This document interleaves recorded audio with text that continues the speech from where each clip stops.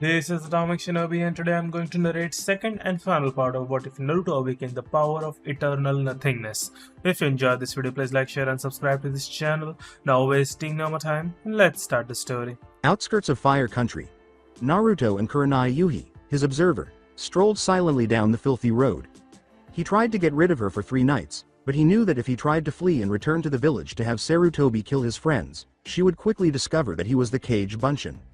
Sarutobi would have reason to turn him into his personal weapon if he killed her, and he didn't want that to happen anytime soon, especially if Orochimaru had kept his word. Since he was present, she couldn't change her memory, and it would instantly shatter because she would have figured it out. In an attempt to start a conversation, Kurenai said, "So, Rutaku-san, where are we going?" "To Kusa no Kuni. I have some business to attend to there, and before you ask, no, I will not tell you. I am going out on a limb to say that you wanted to spy on that girl Shiwa, your opponent. I really don't want to pull rank on you for you to confirm it because of what you did for Hinata. I could really care less about her for her, but she is a comrade, although she was nice to me. She doesn't know me at all, unlike Shino and Neji. Reminds me of those ungrateful bastards we have to protect. If you were shunned for something not under your control, you would want someone to save your bloody ass, wouldn't you, Yuhi-san?" Then he went on to say, "I know the truth behind Neji's anger, and he is right to be angry. He is justified in his anger, but I believe that his anger is misplaced and should be directed at the uncle instead of the daughter. The girl just started her training at that time. If you want to report me to the Hokage about my whereabouts, and then fine, be my guest, but be careful because next time you meet me, you will be in hell." Is that a threat? As I said to everyone before, it is not a threat, but a promise if you decide to be stupid, like your friend Tsubaki. Suddenly Kurenai stopped and said, "You didn't." "Oh, but I did. Right now, she ceases to exist. In fact, there is nothing left to be put in a burial urn. Now there is also the fact that I can hurt you a bit closer to home, either Hinata or Asuma-san. But I will tolerate both for the moment. Unlike his father, he is not stupid. Lazy, but not stupid, and also." Sarutobi gave her the seal, which Naruto revealed with his gloved hand, causing her to exclaim, "I don't think that you won't be needing this at all." What? Just because you agreed to be my babysitter doesn't mean that I will trust you at all. Plus you agreed to the proposition too quickly for my taste." Naruto responded with a neutral voice, "I want to know why." Replied Kurenai, "It's because, I owe you. My father died fighting the Nine Tails. As a Chunin and member of the Hidden Leaf, I felt highly obliged to protect my home, but my father, Shinji Yuhi, put a barrier to protect me and the young shinobi and kept us out of the fight, so we could pass on our knowledge to the next generation. Earlier, I blamed you wrongly for that by glaring at you and ignoring your existence, but now I want to change you, turn you away from the darkness that we created in your heart by supervising you. I want to help you." Naruto openly shook his head and laughed at her. "Help me? Ha! I am beyond the help of anyone. You think that just by supervising me, mentoring me is going to bring me back to the light? The way I see is that I will never go to the light since Sarutobi fucked all that up in the darkness. I seen it consume others before and they died a coward's death. I am in the middle, neither light nor shadow. Unlike you people, I embrace my darkness. I am twilight, chaos, but most of all, I am nothing, and nothingness is eternal." Sarutobi. "Sama," Kurenai replied, but Naruto intervened, "is an old fool who likes people shoving up large dildos up his ass. I tell you the truth. Most of the shit he has done in his second reign as Hokage would make you sick. Now come on, we are wasting precious time by standing around here. Listen here, Rutaku-san, I will not have you belittle our Hokage. Lord Hokage is a kind person," Kurenai said sternly as he walked next to him. "First of all, he is your Hokage, not mine, to me. He is the council's bitch. HMPH, that kind, old man as you say, let Anbu stand by, so villagers and ninja could beat me until brink of death. Why are you so bitter?" The boy called forth a large book and whispered, "Complex Living." Both of them were sucked into the light that radiated from the book, and Kurenai woke up in Konohagakure. "You just don't get it, do you?" "Fine," Naruto said, "I will show you." Kurenai exclaimed, "What? I am in Konoha? But how, and why am I so small?" "No, you are not in Konoha. This is Konoha 8 years ago, and the reason that you are so small is that right now, you are in my 5-year-old body and about to experience one of my worst beatings." Naruto replied, appearing out of nowhere. When Kurenai attempted to dispel the illusion, Naruto responded, "Yet this may be an illusion, but it is not possible that you can break it. Maybe Itachi-san can. But you are not even close to touching the surface of his level coming to Genjutsu, Kurenai Yuhi." She was suddenly attacked by villagers and ninja, who beat her until they were done using their fists, legs, wood, and weapons. Kurenai felt the agony and when the residents stopped came forward. That was one of my worst beatings that I had and the day Saya Haruno gave me that scar. Then 10 minutes later, the Anbu would show up after to take me to the hospital. This continued on until I was 7, the day I become the demon that this village wanted me to become. I grew stronger, smarter, and faster over the next 6 years when I crushed the oppressors on my 7th birthday, all because of everyone's hatred of me, because he lost his wife Bawako. As Naruto remarked, now you see why I hate Konoha, but why'd I stay? It is because I have people that I care about and I will protect them from this village, even if I will have to release the Kyuubi to destroy this village once more. The memory world then broke like glass, and Kurenai returned to her original body, panting. Kurenai saw that he was serious about his threat by looking into his eyes. The Jinchuriki went on, now I am going to Kusa no Kuni, so I can practice using the demon's chakra and spy on my opponent. You are only here to supervise me, so the choice is yours, Kurenai Yuhi. This is bad either way. If I go back to Konoha, apparently to his word, the Hokage will hurt his friends and in result, Rutaxan will take his revenge on the village and I will ultimately lose my life or go along with him and have a slight chance of losing my life as well. She was thinking to herself as she bit her lip. Kurenai took a few minutes to consider her options before following Naruto to Kusa no Kuni, which took a week to reach. Kurenai said, well, we are here, but how are we going to get inside? As they stood a few miles from the village's gates. Holding up a book, Naruto said, with this. A book is not going to help us get in, Rutaxan. The two of them were immediately engulfed in light and transformed into different people as Naruto disregarded her remark and opened the lexicon. Turn up. Henshin. A-N. Yes, the quote is from Kamen Rider Blade. Kurenai transformed into a woman with straight, black hair down to her back, a black outfit, and gloves, while Naruto transformed into a tall, sinewy blonde with green eyes and an innocent-looking face. Okay, in this form, you will answer to Tifa and my name is Demyx. Got it memorized. Demyx. We are merchants and heard about a weapon that specifically is made in Kusa, which is the double-bladed swords. In a fiery reply, Kurenai said, I understand, I am not foolish. HMPH, you could have fooled me with that act. Halt, who goes there? Asked one of the guards as they walked up to them. I'm Demyx, this is my companion, Tifa. I am a merchant seeking to find a double-bladed sword, which only made here. I am also supposed to be playing at a nightclub as well. Passports. When Demyx gave them their passports, the guard asked, what about her? Her? Believe it or not, she is my fiancé. Oh, she is a beauty, she looks very shy. Ah, but the shy ones are the best, right? That is true. Well, please enjoy your stay in Kusagakure, the guard said, laughing. The gates opened, and Demyx and Tifa entered the village. Tifa mumbled, how did you do that? One of my special abilities involving the lexicon and no, we aren't in a henge, this is a special transformation. But if you have business here, why are we in disguise? 1. Kusa has listed me as a C-class ninja in the bingo book because apparently I have been killing their police force, the bandits and may have killed the Kusakige's brother. 2. If I am going to kill said Kusakige, then I would have get inside the damn place. That is why you are here. Yep, but the thing is I am going to test my ability with the Kyuubi's chakra by fighting him. Just make yourself comfortable in the hotel room and don't come out. It is not going to matter to me if you tell Sarutobi or not, entirely up to you. Change up. Once more, Naruto changed. This time, he had blue eyes and blonde hair, and he was slightly shorter than normal. After transforming Kurenai into a woman named Aerith, Roxas left, knowing that her power would be ineffective because she was unaware of her past. Now go to the hotel and try not to do anything stupid. Roxas looked around and saw that Shiwo was correct. Most people lived in constant fear of the guards, and he also saw that children were not playing outside.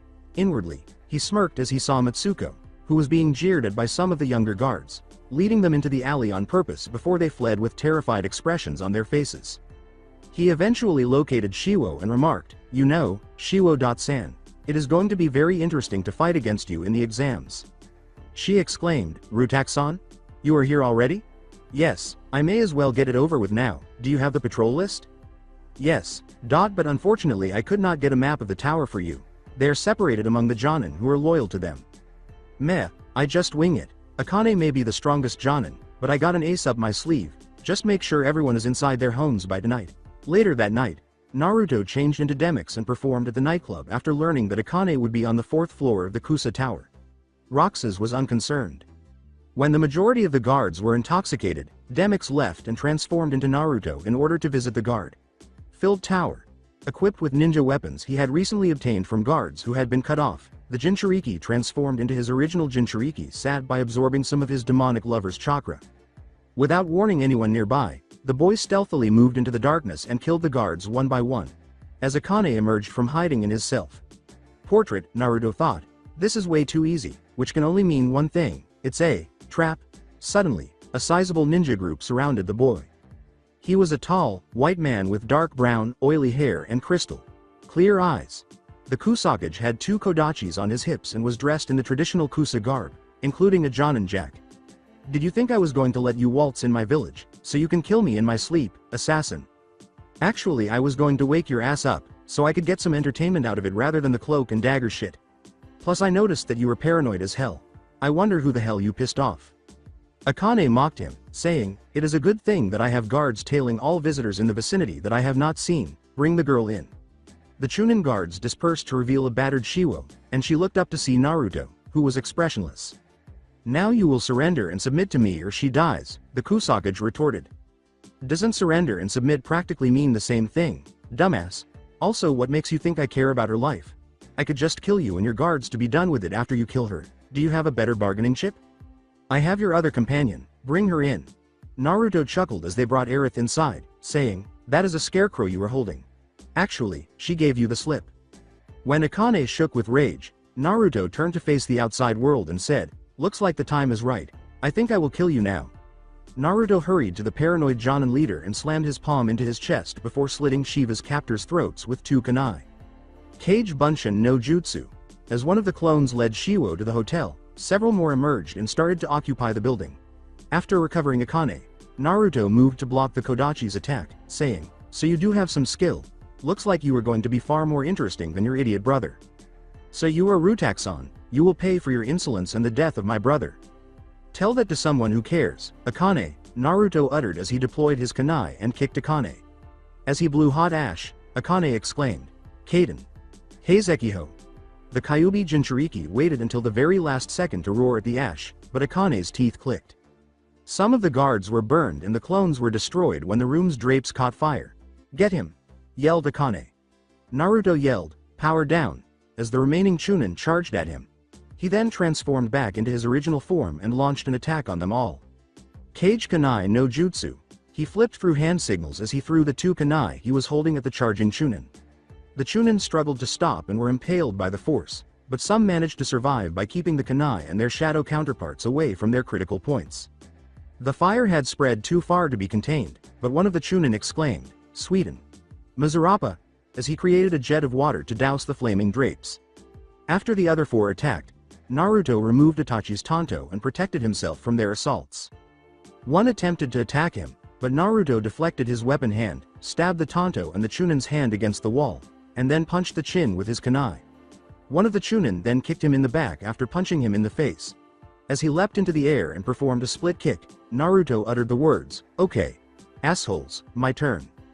One fell into the hamper containing Akane's abandoned clothes, while the other crashed through the flaming bed. Subsequently, he pulled out Itachi's Tanto and hurled it at the Sweden wielding Chunin, who sidestepped it only to collide with Naruto's fist as he turned. He swiftly grabbed Naruto's Tanto and moved to stab him, but the other one he had knocked away kicked him away. The Jinchuriki broke his knee joint by blocking his kick and slamming his elbow into it. Naruto twisted the Chunin's neck to silence his agonized scream. "Looks like I have to deal with you myself." Akane snarled as the fire, which was destroying the building from the roof, blocked the only way out. Naruto quickly wrapped a bandana around his mouth after wetting it with a vial of water and saying, "Looks like you do. After this, there will only be one coming out of this inferno." With a sickly smile, Akane asked, "Smoke getting to you?" "Nope, I just don't want nobody to see my face after I kill you. Besides I can't get lung cancer from smoke due to certain specifications in my body. So tell me, Ishimoto Akane, do you fear death?"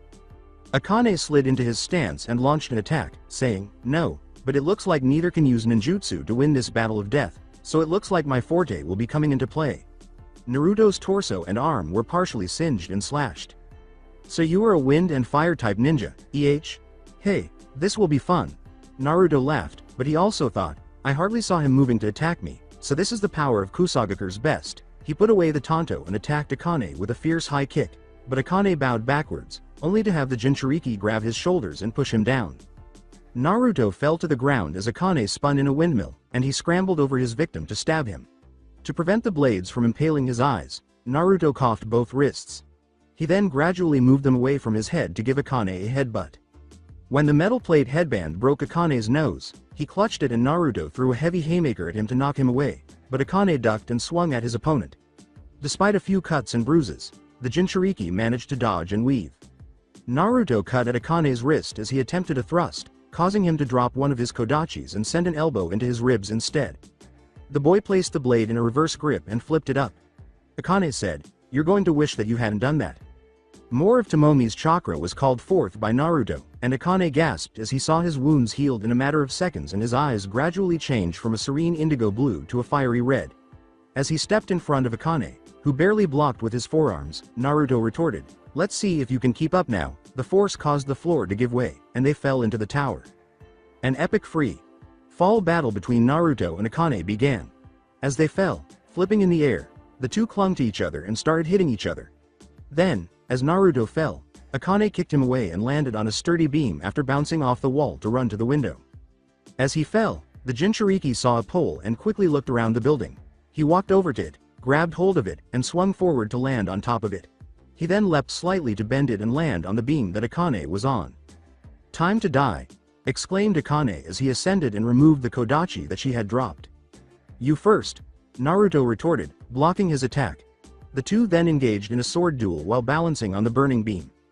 At the last second, Akane managed to disarm him and launch Naruto's weapon into the beam above them, proving that it was worthy of pirates and fencers.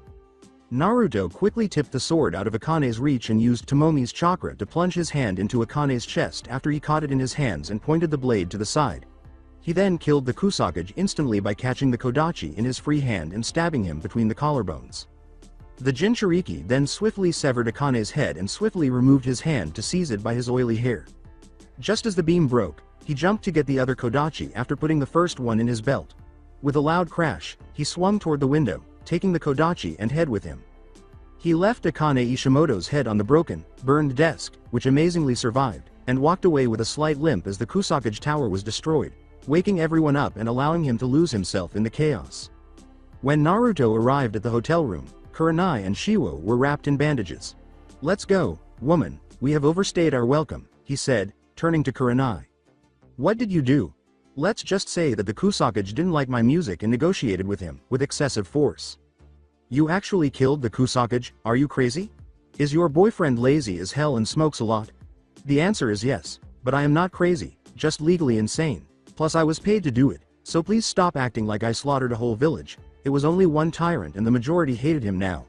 Let's go before we lose the advantage of the chaos I produced." Shiwo said, "Wait a minute, where is Akane's head?" Smiling, Naruto said, "Look for it on the office desk. I will see you in 3 weeks, Shiwo. So get stronger and do your best to defeat me." He and a frowning Kurenai then left the village, and as they reached the border, Kurenai suddenly grabbed him by the collar and slammed him into the tree. "What the hell is your problem?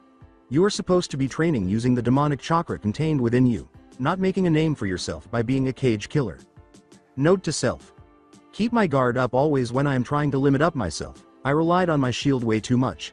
As to answering your question, I did, by testing on Akane Ishimoto, the previous Kusakage. By killing 2 birds with 1 stone. I killed the Kusakage, fulfilling my contract and figured out that my limit in using the chakra has shot up to 30 minutes.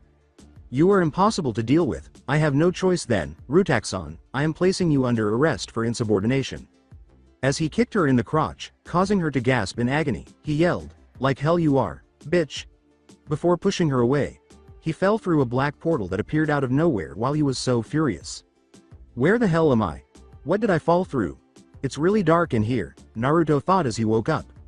This is the Corridor of Darkness, a means of transportation used by the Organization 13. Replied Tomomi.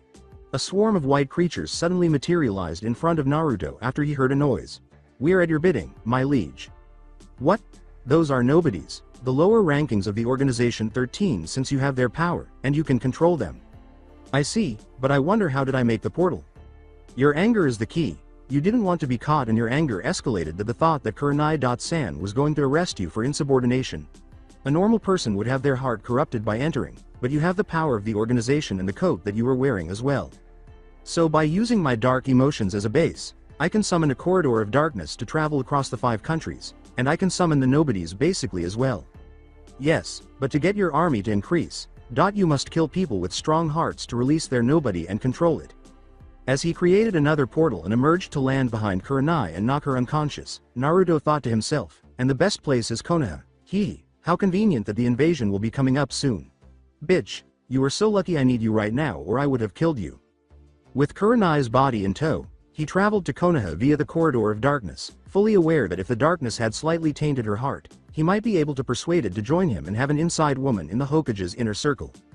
The Hokage was somewhat alarmed by Naruto's ability to defeat and kill Akane Ishimoto, who was about Ebisu's level of well-rounded ninja. After Kurenai brought up Naruto's actions with him, they didn't trust Konoha because they overcharged for their missions, so Naruto was called back into the council meeting to address the issue and explain that it was a job that was exclusively for him to do. They also discussed Naruto's murder of Tsubaki, one of their well-known shunins. As he performed the same routine with the tape recorder, the Jinchuriki grinned and was released without being charged. By disclosing secrets to Kirigakure, he also succeeded in removing Kenshin Nobuna from his position. 3 days after this was verified, he was put to death. After a week, Naruto was meditating when a raven landed on his shoulder. To see where he was meeting, Naruto opened one eye and saw a golden node tied to its leg. A blonde with golden eyes and a gold ring on her finger was sitting directly behind him when he arrived at the pub. "The sun is shining," he said. The woman concluded, "but the ice is slippery." With his left hand over his mouth, Naruto said, "Talk to me, Ms. Golden. Solid Snake plans to attack during the final match and you must be in it against Gaara or Sasuke, Mr. 13. "Very well, then," said Naruto. "What's the signal?" "White feathers will fall from the Temple of Nirvana when he gives it to his helmet. Its celestial sight will captivate almost everyone. What if Mr. Sandman fucks up the rotation? You know that he can get quite impatient when it comes to duels. Then you must tie him down or eliminate him. You are the key because he is very interesting in killing you. The Avenger comes at a close second." "I understand. Will the wind now cover the snake?" "How did you make your guess?" "Snakes must be near their prey to capture them, and some prefer to blend in with their environment to catch their prey unprepared and unaware. Snake would rather be in charge of that division." "That is correct, that is all." "All right then, I will see you on the battlefield then, Ms. Golden, notify me of any changes." "Yes, Mr. 13, I must thank you for convincing Mr. Viper to give me a chance. I didn't assist you. Snake suggests that, in contrast to some of the animals in this zoo, you are the most dependable person to have as a pet. I can grow accustomed to you, but you will need strength if you wish to survive in the forest, Ms. Golden." He then left her to prepare for the Chunin exams and the invasion. In the 2 weeks that followed, Kin and Naruto had developed from subordinates to acquaintances. She had never liked Orochimaru because he had killed her parents to enlist her in his army, and Naruto had discovered that she was an expert in genjutsu and had secretly promised to teach her some of it. Chunin Exam Stadium. Genma Shiranui, the third proctor of the exam, turned to the genin as he stood in the stands in front of the crowd and said, "Before we begin, look at the match.ups, there has been a slight change in them." When Naruto quickly looked at it and saw that Gaara was alone, he thought, "So Dosu Kinuda is dead. The fool probably tried to kill him in an effort to get to Sasuke quickly." Genma yelled, "Will everyone please head up to the stands, with the exception of Tokiko Namikaze and Neji Hyuga?" With Ayane to his right, Naruto ascended the stairs to the stands and stood beside Gaara, frightening the Sand siblings. Naruto turned to face his fellow Jinchuriki after Gaara gave him a quick glance. "Hello, Mr. 1. I'm Mr. 9. How are you? I trust that you won't be impatient and mess things up. If you do, I'll have to exclude myself from these exams, understand?" Gaara's eyes narrowed, and Naruto grinned as he whispered. "Good," Naruto said after Gaara nodded. "That is the money from the bounty of Akane, thanks to you, our new Kusakage. Shun Komura is making our village better," he said, glancing to his right and catching a scroll that Shiwo had thrown into his hand. He turned to watch Tokiko and Neji battle it out and thought, "Let's see. Tamari will win against Shikamaru if he is not lazy today, and only Ayane and Shino's matches are the ones that I can conclude undecided." Naruto responded, "You can thank me further by giving me a good fight, Shiwo Hitsua. Using her speed and the weapons I have, Vexen, Sakes, Zaldin, Roxas, Zeon, Zigbar, Zemnas, Lexius, Zexion, and Marluxia. Shiwo now has the Jintan bloodline. I don't yet have Demix or Axel. The best defense against her is to use Zaldan's, Lerxine's, or Zemnis's weapons. Tokiko removed her sword and placed it against the wall in the arena. You won't brandish your sword? Neji inquired. Of course not. I don't need it to kick your ass, that is only reserved for one person. Neji grinned and said, well, wouldn't you say something else? Neji grinned once more as Tokiko pulled out 2 kunai, threw them at him, and charged at him. There isn't anything to say, but this, she said, raising her fist in front of him and declaring, I am going to kick your ass. Tokiko delivered a roundhouse kick, but Neji holstered his weapon and deflected it with his hand, pushing the namikaze back. Neji pulled out a kunai and blocked the first one, then used the ring to capture the point of the second one. You realize, Tokiko, that it's not a good idea to engage a Hyuga in close combat. Tokiko stood up and turned to face Neji, making the well-known hand gesture, Kage Bunshin no Jutsu. I see, Neji thought. My Byakugan is unable to distinguish which is the original because the caster's chakra was evenly distributed by the Kage Bunshin. But in the end, there can only be one, Neji said. Hyuga, you would be wise to not undervalue me. After Tokiko said that, she and her clones attacked the boy. Neji improved his front flip by flipping 2 of them over with his hands on their backs, then he deflected the attacks of the other 2 by moving away from his body. Then Tokiko kicked in high, but Neji smirked and stepped back, allowing the blow to pass him by inches. Damn it! The namikaze swore. The clones launched another attack, but Neji leapt into the air and whirled to kick each of them. When Neji saw the other 2 approaching with kunai in hand, he grabbed their wrists, elbowed them both in the chin, and then spun on his heel to send his chakra into them, causing them to blast away with a forceful push. So, you wish to vanquish Rutaxon? I don't believe that it will occur. What did you say? Despite that you come from a high-ranking clan, your beliefs are below the standards. I can tell pretty much that you will not be able to lay a finger on him or me for that matter. Abilities and talent are predetermined by birth. In other words, destiny is set in stone from the moment you were born. You can't expect me to believe such bullshit, Tokiko said. Then are you saying that you can defeat Rutaxon at the current level you are? You haven't landed a single hit on me, plus you have to be pre-selected to defeat certain people. Each person's life consists of only being swept by the inescapable current of destiny, until every person eventually ends up in the same place, one common fate, death. Haishi pondered, those eyes, there still harbor the hatred of the main family. If you are going to hold on to the fact that fate controls everything, then you are wrong, because I know someone who has suffered more than you and I will do whatever it takes to ease their suffering, Tokiko said, rolling her shoulders and cracking her knuckles. Kage Bunshin no Jutsu, she exclaimed, and as more clones materialized, Neji remarked, you idiot, I have seen through your pattern of attacks. Oh, will you just shut up and fight? I swear to Kami I am going to duct tape your mouth shut. Don't make assumptions in the future. I told you, it is useless. I already know which one is the real you, Neji thought as he scuttled through the crowd. Neji hid Tokiko, who was hanging in the back, and said, you are the real one, the one who hangs back in the distance, fearing any strike on her chakra points. I told you, I am not an idiot. Naruto grinned as he thought, she is really Kushina. Tomi's daughter, her chakra capacity is almost about 1/8 of a tail of Tomomi's chakra. Then she vanished in a cloud of smoke, and Neji's eyes widened as 2 Tokikos emerged from behind.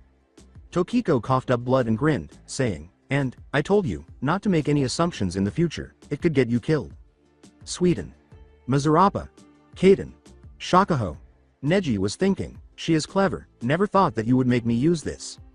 Neji yelled, Kaden, as he whirled in a wide circle, creating a spinning chakra dome that deflected the jutsu and redirected it towards them. Fortunately, the Kage Bunshin was ejected from the Shakaho and Tokiko was hit by the Mazarapa. Well, looks like a branch member has learned some of the main family techniques. Interesting, Naruto was thinking to himself. Tenten was watching from the stands. That is Neji's ultimate defense move, the Kaden. Since the Byakugan can almost see a full 360, Neji can anticipate all of the attacks sent at him, and since he is a master of the gentle fist, he emits a cocoon of chakra and then spins in a circle, reflecting and repelling an enemy's attack. His words were, Father, isn't that, yes, the Kaden, it has been passed down only within the Hyuga main family, from the head to the air. Haishi went on to say, but somehow Neji was able to recreate it on his own. His brilliance is beyond I could possibly imagine. Neji's finisher comes next, Tenten muttered. Jayuken. Hake Rokuhuiensho. Neji said, lowering himself into a low position. With wide eyes, she thought, that is impossible, he can't have learned. Ni sho, Yan sho, Hachi sho, Juroku sho, Sanju ni sho, Rokuhuyan sho. Naruto watched and grinned as Kushina yelled, Tokiko. Chan. Looks like it might be over for you, Namikaze, you're 60. 4 points are blocked, and if you were a Jinchuriki, I am sure you could have used Tomomi's power to unblock them. Now what are you going to do? Kushina said as Tokiko fell to the ground. It's over, Namikaze-san, I have blocked all 64 of your chakra points, you shouldn't be able to stand. As Tokiko struggled to get to her feet, she thought, damn it, damn it, damn it. Images of Rock Lee and Hinata flashed through her mind. I will not be denied. In mild surprise, Neji thought, no way, she. Tokiko exhaled slowly and changed positions, saying, come on, Fate's bitch, I ain't finished. I have no quarrel with you, just give up, I told you to shut up or I will duct tape your mouth, Hyuga, and I have a quarrel with your stupid ideal of destiny and how you hurt Hinata. She has done nothing to you, she had respect for you and you tried to kill her after you belittled her. That is none of your business, you think nobody knows about what happened to your father, Neji. What the hell do you know? Neji gave her a fierce look. I know for a damn fact that he would be sorely disappointed that his only son is basically taking Fate's dick raping his ass over and over again. He was a great man in my book and it is a shame that he had to die for an unjust cause, but you have to remember that are people in this world that have had it worse than you, Tokiko said with a rage. Then she changed her voice to sad. People that never knew their parents, people with a burden forced on them without their consent just like you. But worse, and that is the reason why I don't think that you have the right to say that people's fates are set in stone. Neji sprang at her and said, you are hopeless, but Tokiko stepped aside and gave him a face palm, sending him reeling back. Neji thought, what the, was that, the gentle fist? No, that is not the gentle fist at all. Guy replied, that is Bakwazang, an ancient style that was made by a Hyuga who couldn't utilize his chakra properly. Neji attempted to block her once more, but Tokiko was unable to do so because he kept raising his arms and blocking. Tokiko confused Neji with a backhand blow to the head, then to the torso, and finally to the chest. The Namikaze then grabbed him and flipped him, causing him to land on his face. When Tokiko attempted to kick one of the Namikaze's arms, Neji lifted it, creating an opening in his chest. The Namikaze kicked him, forcing him to rise momentarily before twisting to kick him in the face and sending him into the wall. Neji had just avoided her foot by performing a push-up. Where did you get such power? Tokiko replied, it's because my spirit will not allow this battle to end this way, Neji. Neji lunged at her once more, but Tokiko stepped back elegantly before striking her in the face and chest. She then gave him an elbow to the chest after kicking him in the face, which caused his face to lurch to the right. Neji collapsed to the ground after she delivered a final Sparta kick to the chest. Do you yield? Tokiko drew back her fist and clambered over him quickly. I yield, winner. Tokiko Namikaze, Tokiko said, I am coming for you, Rutaku-san, as she looked up at the audience, which erupted in sudden, loud cheers. Well, you managed to survive the match, Tokiko, but can you survive against Ayane or matter of fact, Sasuke? Rutaku-san replied softly. Genma replied, will Ayane and Sasuke Uchiha please come down? Naruto said, be careful, Ayane, just as she was about to jump down. The girl grinned and said, you be careful, Shiwo-san is no pushover.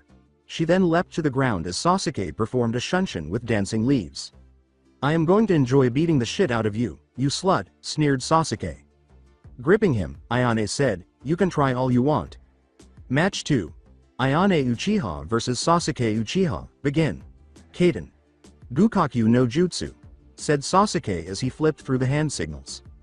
Predictable, Sasuke, Ayane said, avoiding the situation. Really? Asked the male Uchiha, who then materialized behind her. He stabbed her in the back with a kunai before she vanished. From behind, Ayane kicked him in the back, sending him forward into the ground, saying, yes, you are. As Ayane watched Sasuke stand up, the male Uchiha growled at her and assumed a familiar stance. You have gotten faster, but it is not enough to beat me, Sasuke. You taught him the Goken? Guy asked, turning to Kakashi. No, he copied Lee's speed when he was doing the Cage Buyu, so I trained him to the level of that speed. He is much faster than he was before. Ayane was struck side to side by Sasuke's punches and kicks as he sped past her. That is enough, I am not going to be his punching bag anymore, Sharingan. Thought Ayane. When her Sharingan was revealed, she grabbed Sasuke's next blow with her hand and tightened her hold, forcing her younger cousin to bow down in front of her. Then, with a sickly smile, the outcast Uchiha said, "My turn, you son of a bitch." She punched him in the face, causing him to stumble to his right, then leapt to his feet and kicked him in the forehead in a spinning motion. Ayane planted both feet into Sasuke's chest as he rolled on the ground and woke up groggily. "Pathetic, you have not changed one bit, Sasuke," Ayane said as Sasuke gasped for air and fell to the ground after catching out saliva. "Shut up, you bitch. You are nothing but a failure. And yet I am the one kicking your ass up and down the stadium for the past 3 minutes. What are you going to do about it?" Kaden. Hausenka. Doten. Doryuheki. A mud wall flipped up to contain the fireballs after Ayane spat mud onto the ground, sending her chakra into the ground. Ayane twisted and was stabbed in the side, but Sasuke managed to sneak up behind her and attempt to stab her back. The male Uchiha pulled out a shuriken and hurled it at her while flipping through hand signals, Cage Shuriken no Jutsu. Ayane pulled her sword from her back and exclaimed, "Konoha no Ryu. Shimasuki no Mai," as she yanked out the kunai and grimaced in agony. The male Uchiha cart wheeled away from Ayane as she approached and slashed at Sasuke. "Then look at your arm." Ayane curtly responded to Sasuke's shout. "Ha! You can't hit an elite Uchiha. It is futile for you to win this battle." Ayane remarked, "The Tasuki no Mai Kenjutsu style is based off the phases of the moon. There is one attack that my teacher should vaguely recognize from the style," after Sasuke noticed that it was frozen. "That was the full moon dance, but it is somehow different," Hayate remarked to himself in the stands. "Over the month, I made some improvements to the style and my sword. In each month, there is a nickname for a full moon. Wolf moon, snow moon, crow moon, grass moon, milk moon, rose moon, thunder moon, grain moon, harvest moon, frosty moon and long night moon. I had my sword infused with a chakra rainbow gem, a gem that my mother gave to me before she died." Ayane went on.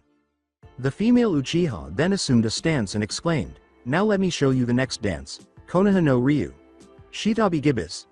Sasuke screamed in agony as slashes appeared on his back as the female Uchiha rushed past him. "Surrender, Sasuke," Ayane said as Sasuke dropped to his knees.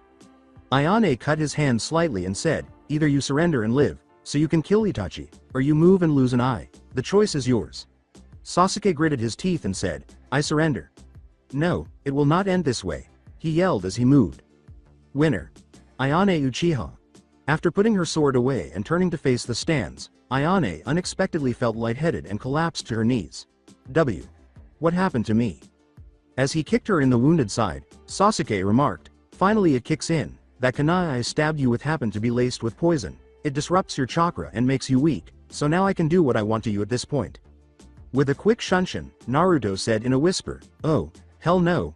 He then came out to block Sasuke's kunai with one of his ethereal blades and hit the male Uchiha across the face with the other. "The match is over, Uchiha. You dare strike a downed opponent, who I might add that bested you in combat." Sasuke laughed. "It doesn't matter, she won't be able to use her chakra at all, which means that I will take her place in fighting the next match." Genma replied, "You think you can replace her because you poisoned her to fall, you lost. Proctor.san, allow him to participate, but on the condition that he will not become a Chunin at all." Rutaxan replied to him. "Are you sure, Rutaxan?" Genma asked, glaring at the male Uchiha. "Yes, I am sure. Besides, I think everyone wants to see the last male Uchiha go up against the Namikaze heir. In fact, that was most of the reason why it is so packed in the stands." Genma nodded and smirked. "So you think that I am a worthy opponent?" Naruto replied, "I think that you are a complete imbecile and a nuisance, but whatever you helps you sleep at night. Besides, I don't expect you to be in the finals to be facing me." "Why? Because you will lose to that Kusa ninja." "No, because I have no doubt in my mind that Namikaze will kick your ass since she is stronger than you in my opinion." Corda de la Luna. Ayane was somewhat better after Naruto cut her arm with Marluxia's scythe, but she was still unable to use her chakra, indicating that the poison was a combination of plants and another artificial ingredient. Ayane was seated next to her aunt Makoto after Naruto dressed her up in bridal fashion. Naruto said, "Now you know why I am aware of your son, Makoto.san. You are so lucky that I can't kill you yet, Sasuke, so lucky, but I will bide my time until it is ripe and good for the taking," he thought as he glared at the Uchiha. "Sasuke, just how far you have fallen." Makoto turned to Naruto and said, "Rest assured, Rutaxan, Sasuke will be punished for this." She was horrified by what her son had done. Don't even bother, Makoto-san. If I know Namikaze correctly, she will have great pleasure in carrying out his punishment. Genma yelled, will Rutaku-san and Shiwo Hitsua please come down? Naruto then confronted Shiwo as he entered the arena through a corridor of darkness. Shiwo replied, I hope you will not take your anger out of me, Rutaku-san. Oh, don't worry, I have someone more in mind as a punching bag right now, but unfortunately he is busy at the moment. Anyway, shall we? Match 3. Rutaku-san vs Shiwo Hitsua, begin. As she made the boar seal, Shiwo yelled, Jinten. Muasho. Naruto immediately sidestepped to avoid Shiva's kick and pulled out his ethereal blades. Naruto stiffened as she left his view, and Shiwo grinned as she performed a tanto. Guard. Naruto yelled as Shiwo was flung backward by a blue barrier that materialized. She asked herself, what was that just now? I didn't see any hand signs at all. Naruto grinned and briefly vanished his ethereal blades. He materialized in front of Shiwo, then extended his hand and exclaimed, Fire! Energy beams struck Shiwo squarely in the chest, scorching her, but it turned out that he was striking a log. When Naruto changed to Roxas, his eyes narrowed, and he turned in a circle while spinning his keyblades. Alright, lady. Where are you? Futon. Senpuken. Shiwo threw a spinning wind punch at Naruto, who turned and blocked it before she kicked him in the back. She used her kunai to block the Jinchuriki's slashes, and when Naruto attempted to remove her head, she ducked and only took a knee to the face instead.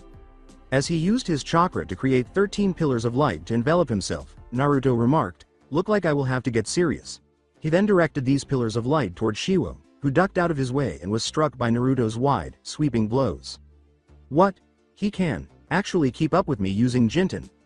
No, I can't keep up with your speed, Shiwo, but my instincts are highly trained, thanks to the villagers and the ninja that attacked me over the years. I can anticipate your attacks, but not all of them though. Naruto was thinking. Shiwo jumped back when the Jinchuriki swung his blade in a broad arc, but Naruto then hurled his keyblade in her direction. Naruto took it in stride after Shiwo blocked it with her kunai and was knocked into the air, leaving her vulnerable.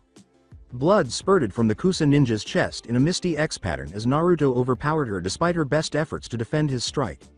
Naruto looked at the fallen Shiwo, who was giggling a little, and said in a monotone, done.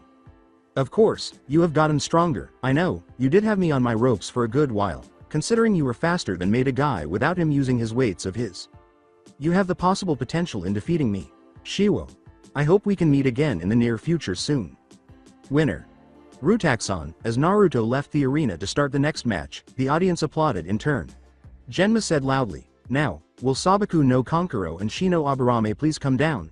Kankuro reflected, this is too trivial. I can't risk letting the enemy know about Karasu's hidden secrets and there is no way I can hope to beat Rutaku-san despite that he is needed in the finals. I forfeit. The abrupt response startled Shino, and Genma went on, letting out a tch sound. Winner by forfeit. Shino Aburame. Something is going on here, Shino mused. Genma replied, will Sabaku no Tamari and Shikamaru Nara please come down? Leaping down, Tamari rode her fan. Genma replied, well, you're eager. Oi, Shikamaru, get down here. What the hell? My match is now. Man, maybe I should forfeit, Shikamaru thought. Shikamaru fell unceremoniously to the ground after Naruto abruptly kicked him over the railing. I am kicking your ass whenever I see you, Rutaku-san, Shikamaru uttered.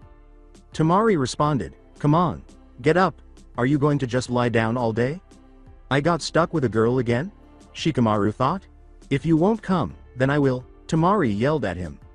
Hey, the match hasn't started, exclaimed Genma.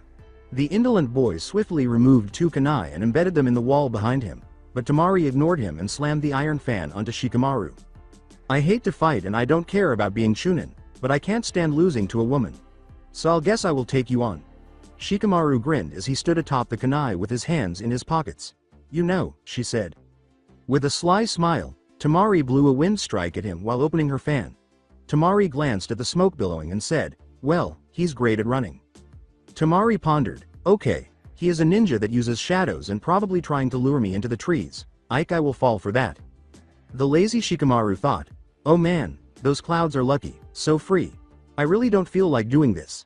I just became a ninja so I wouldn't be bothering, but I suppose, that things are not that simple. What the hell? Is he mocking me with that smile of his? Tamari asked herself. The wind blew hard in the arena as she yelled, Ninpo. Kamaitachi no Jutsu.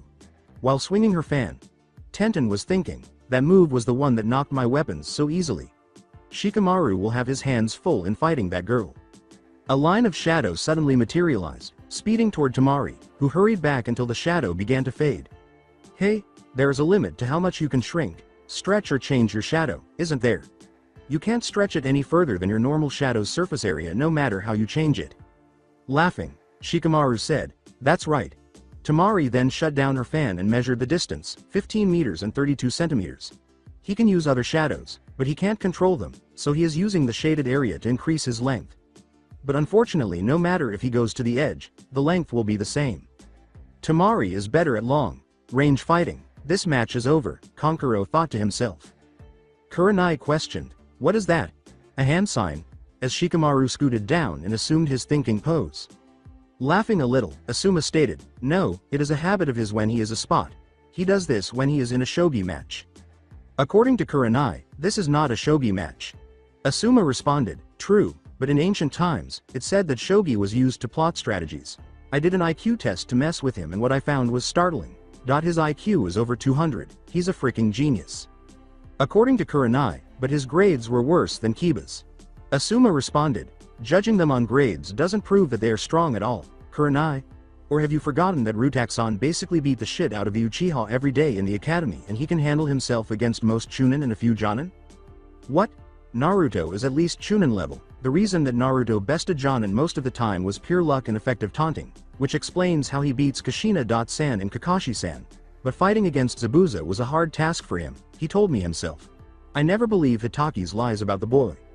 You are on good terms with that boy. That boy is one of the ninja that I respect, and personally the shit that my father had did to him, I wouldn't be surprised if he killed people that so much as blink at him for the way he was treated. Unlike Hokage Sama, I am not stupid enough to cross him at all. I am surprised that he held himself back since Ayane Uchiha is one of his friends. I was sure that he would have killed Sasuke himself in front of the whole village. She thought to herself, Uchiha, Ayane, maybe I should ask her more about Rutaxan then. I never thought that Asuma felt so strongly about it, am I wrong about him? As soon as Shikamaru's eyes opened, Asuma declared, he is done with his strategy. Now the fun begins. So it looks like you are finally getting serious now. Ninpo. Kamaitachi, Tamari remarked as Shikamaru ducked under the trees and removed his shirt. It is no use trying to hide. Stop running or give up. What is he doing? Asked Kurenai. Asuma replied, I could have sworn that he had a strategy thought up. Tamari ducked as two kunai were suddenly thrown, only to get caught in the path of another. A series of explosions sounded in front of and behind her as she used her fan to block it. He attached explosive tags. She was thinking, he is trying to distract me. Then Shikamaru's shadow appeared and began to move. Nice try, but your shadow can't pass this line. Wait, hold on. Ah, shit. Tamari thought. The shadow did, in fact, cross the line, causing the wind user to leap backwards once more. I see, she said, you used those kunai as distractions to keep me occupied while the sun moves, giving me more leverage. This should be your limit now. Kankuro cried out, Tamari, above you, while Shikamaru remained silent and stared at her. When she looked up, she saw a kunai fastened to the bottom of Shikamaru's shirt, which was used as a makeshift parachute. As she ducked under the encroaching shadow, Tamari swore, fuck me. You won't get away, Shikamaru said. Tamari was thinking as she moved, impressive, using the kunai to distract me from his shadow and then using his shadow to distract me from looking up and noticing the parachute. But it's clear to me now. I need to finish this quickly, because his shadow will move farther as the sun moves, so I will use Bunshin no Jutsu, which will draw his attention to it, Tamari said, pausing as the shadow paused and retreated a little. She then flipped open her fan and held it in front of her. After that, I'll leave out and transform into the strongest Kamaitachi I can to tear him to pieces using all of my chakra. Tamari thought, I'm starting an attack. Bunshin no good, his shadow is far away from me. Now where is it? She froze for a moment, thinking, What? I'm frozen. With his hands spread wide, Shikamaru exclaimed, finally, Kagemain no Jutsu success. But your shadow was far away from me. How did you get me? Tamari asked. According to Shikamaru, I let you look behind you. When you used the Kamaitachi no Jutsu, you loosed some of the gravel in where Neji was at. The big rocks made the shadows and I had my shadow connected to each one until I got to you. He turned his head, and Tamari, who was enchanted by his jutsu, followed suit. Temari's eyes widened as she noticed a hole behind her, and sure enough, his shadow connected to hers. Temari clenched her jaw as Shikamaru exclaimed, "Checkmate." As they approached one another, Shikamaru declared, "That is it, I forfeit. Although I want to impress someone, I have no chakra left to continue, even if I plotted 200 moves against you." Winner. Sabaku no Temari. Genma declared. Proctor, I forfeit the next match. I am tired and more so, I really don't plan on dying today, if you get my drift. Temari turned to Genma and said, "Winning the next match." Sabaku no Gara. The proctor nodded. Will Sasuke Uchiha and Tokiko Namikaze now kindly descend? Naruto was thinking, both of my least favorite people. Well, Namikaze, I can tolerate. She had been moving up in my book of people that I want to kill, but I still get the pleasure of watching them beat the shit of each other. Semi-final match. Sasuke Uchiha vs Tokiko Namikaze, beginning, Genma said. Smugly, Sasuke said, "Tokiko, how about you give me the match?" What? The heir of Namikaze addressed him. We both know that you can't possibly defeat Rutaxon. As of now, I am the only one who can defeat and kill him with my new power. If my memory serves me correctly, Rutaxon easily defeated you many times and continued to do so because you amuse him, Tokiko scowled. Even though you have the right to fight him in order to regain your pride, you cheated to do so and attempted to murder your own cousin while she was helpless. As a result, you will need to go through me in order to get the chance to fight him, but I won't give up easily. You are going to regret ever crossing me, Tokiko, but don't worry, you will soon see it my way when you become my wife. As she stepped forward and threw a kunai at him, Tokiko yelled, "If you are trying to court me by saying that, then you are dead wrong about me becoming your wife." Sasuke grinned as he activated his Sharingan and skillfully dodged from side to side. Jutsu no Kage Bunshin. When Tokiko yelled, 12 clones materialized, and she launched them at the boy. Sasuke dodged a blow and kicked one of them, causing a clone to vanish. Tokiko then seized Sasuke's leg and hurled him in the direction of the lone tree. After swiftly bouncing back from it, the Uchiha flipped through hand signals, saying, "Kaden. Goryuka no Jutsu." After shooting a fire, carved dragon's head at the clones, he saw Tokiko leap from the flames and land on the wall.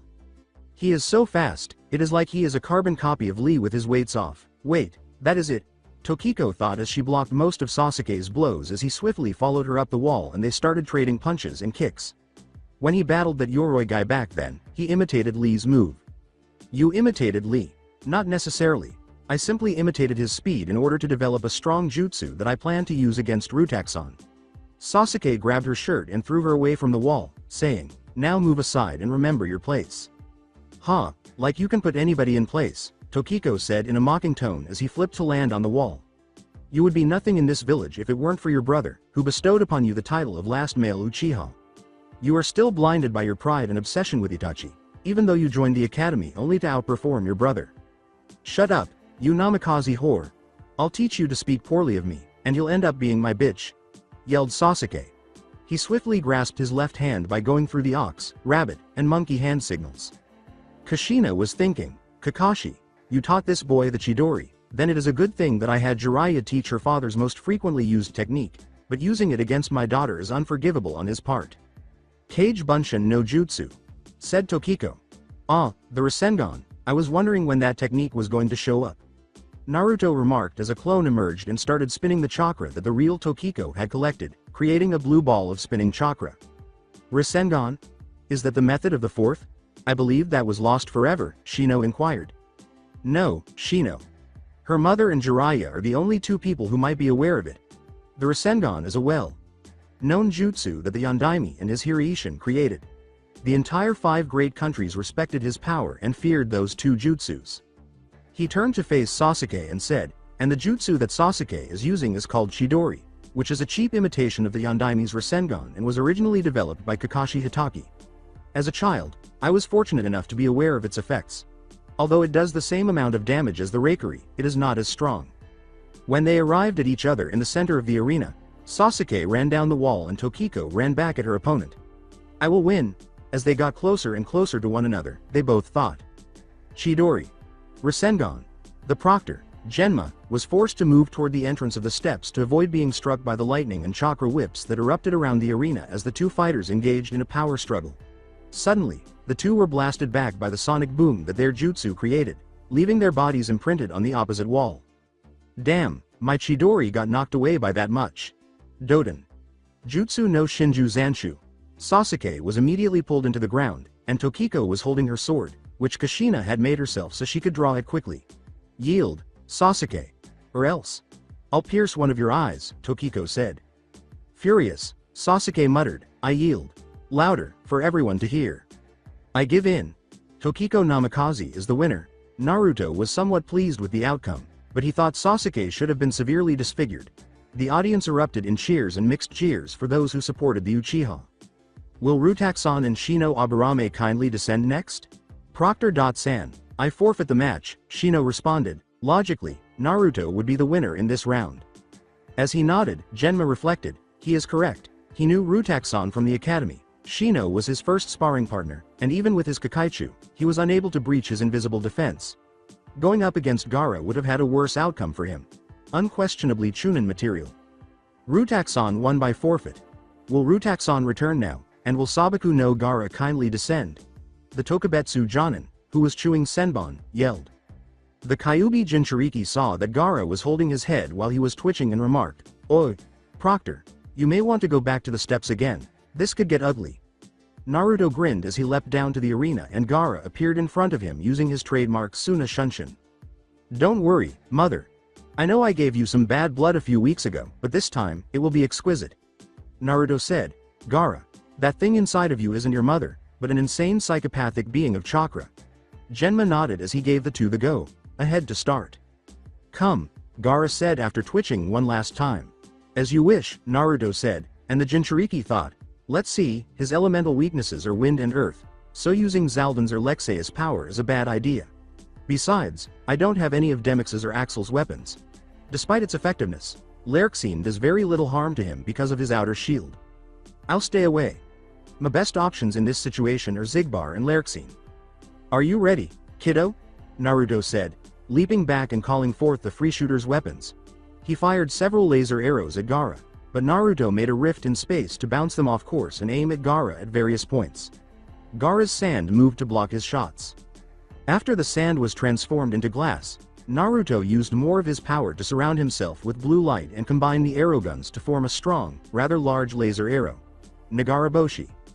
With one finger pointing at the dome, the boy created the monkey seal after the massive laser arrow from Naruto's guns smashed into Gaara's defense, turning everything into glass. Raiden. Byakurai. The unstable Jinchuriki screamed in agony as white lightning exploded from his finger, shattering the dome and penetrating Gaara's Suna no Yoroi. Temari and Kankuro were astounded that Rutaxan could breach and penetrate his defenses. Upon witnessing Gaara's eye transform into an inverted four-pointed star with 4 dots in each corner, Naruto said, looks like I triggered the transformation, now the operation should be happening right about, now. Gaara started to growl, and the remaining sand covered his right arm. Feathers began floating down out of nowhere, and Naruto grinned and declared, it begins. The invasion had begun. The battle broke out between Suna and Oto forces and Konoha's when the summoned snakes suddenly exploded through the walls. The Jinchuriki took Gaara and threw him out of the stadium into the forest so that Shukaku could play, saying, now to keep up appearances, oh, looks like Sasuke will entertain Gaara for the moment and I will take my leave to welcome chaos in open arms. The Hokage was dragged up to the tall building of the cage booth and trapped by his bodyguards using a purple flame barrier. After killing 2 Oto ninja who were advancing on him with Zeon's kingdom key, Naruto sent Kage Bunshin out to gather nobodies while he entered the stands and declared, time to collect some husks to add to my army collection. The real one sat on the roof with his lexicon, humming the 1812 overture while his clone killed off the ninja he hated, Oto, Suna, and Konoha. Triple Kate, he exclaimed, causing 3 copies of himself to emerge from his body. He grinned and said, all right, you're number 1. Your job is to protect Ayane at all costs. Kill any Oto, Suna, or Konoha nin who dares to approach, aside from Sasuke and the Genin, and let her know about the plan to leave Konoha. You, escort Amy to the Hokage monument and kill anyone in your way, he said, turning to the second one. And you will find Gaara and fight him to convert him to our side to possibly join our cause, also to make Sasuke resent us more to go to Orochimaru. The third clone nodded and replied, what will you do? The best job of all, I am going to help the Hokage out. Now you all have your assignments. Scatter. The 3 clones parted ways, and the original turned to face the Hokage when he saw that Hinata had been taken by a couple of Kumo ninja. He got up to stop them, thinking, well, She really has not done anything to befriend, but I can't have that on my conscience. Plus this may look good to the populace for a while. Leaping from the building, he killed one of the two as he descended upon them and extracted the kingdom key. What the? Naruto shot a ball of light into his chest, preventing him from finishing. The two then momentarily transformed into assassins and vanished into the night. As Neji, Tenten, and Kiba approached, they saw Naruto cradling Hinata. Kiba remarked, "Naruto, you saved her." The Hyuga nodded and guided them to the clan head, who thanked the Jinchuriki for his action. Yeah. Get her somewhere safe. Neji, do you know where Haishi.san is at?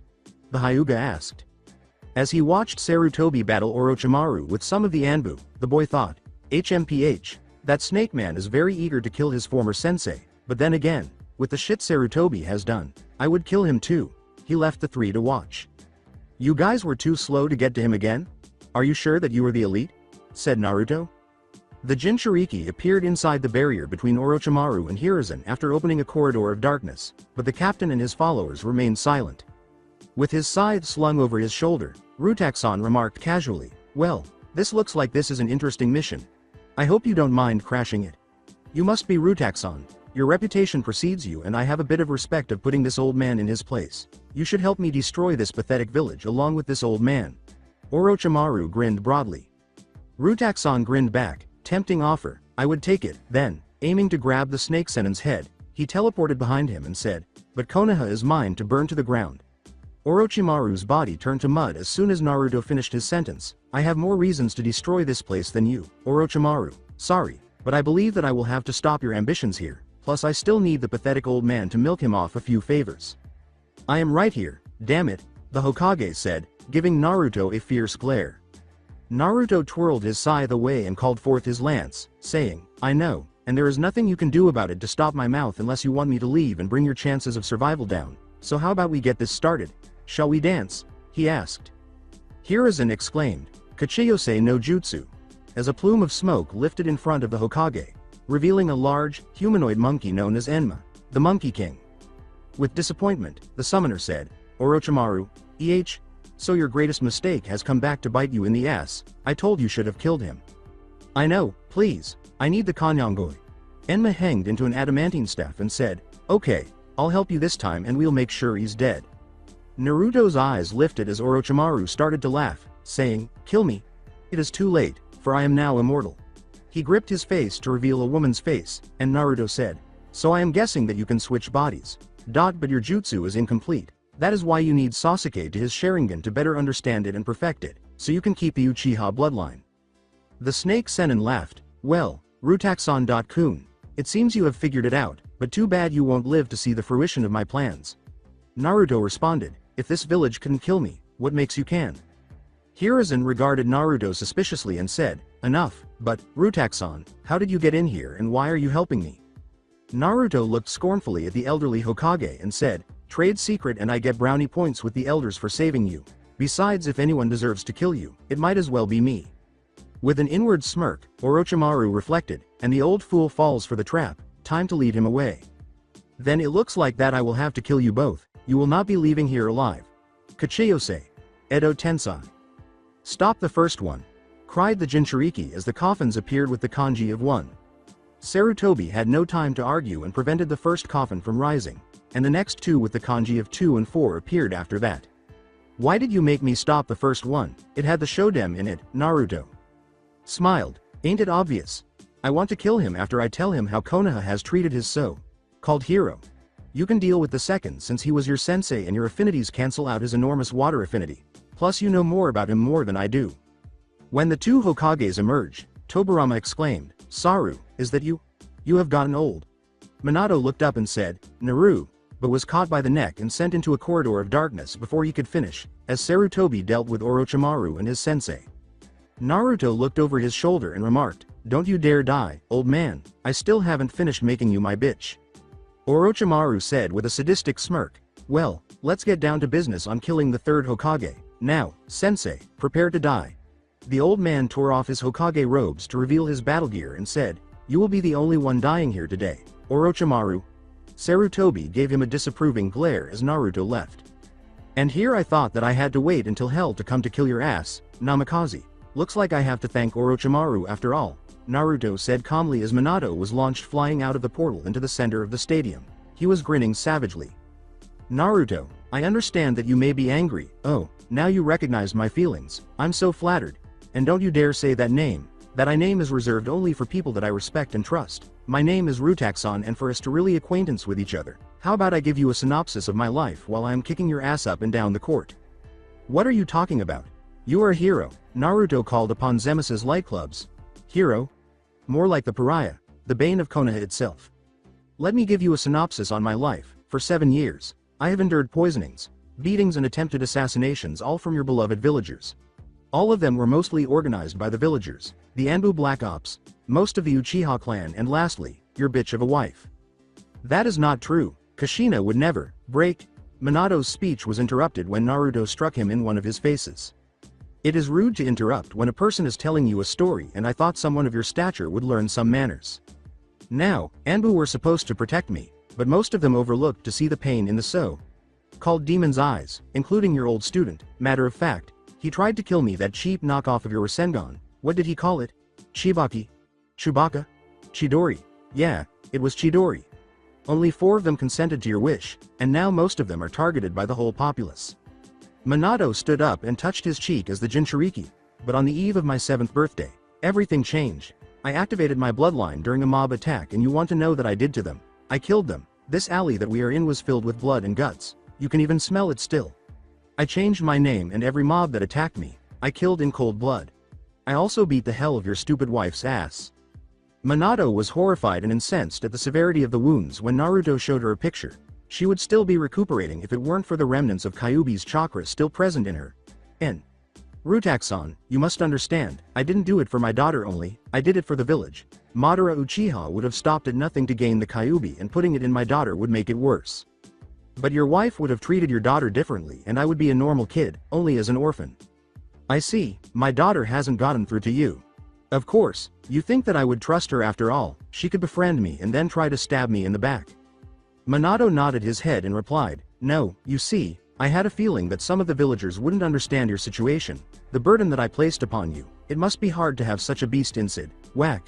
After striking Minato's face with a light club, Naruto stepped on his chest as he attempted to stand up, saying, never, ever called Tomomi a beast.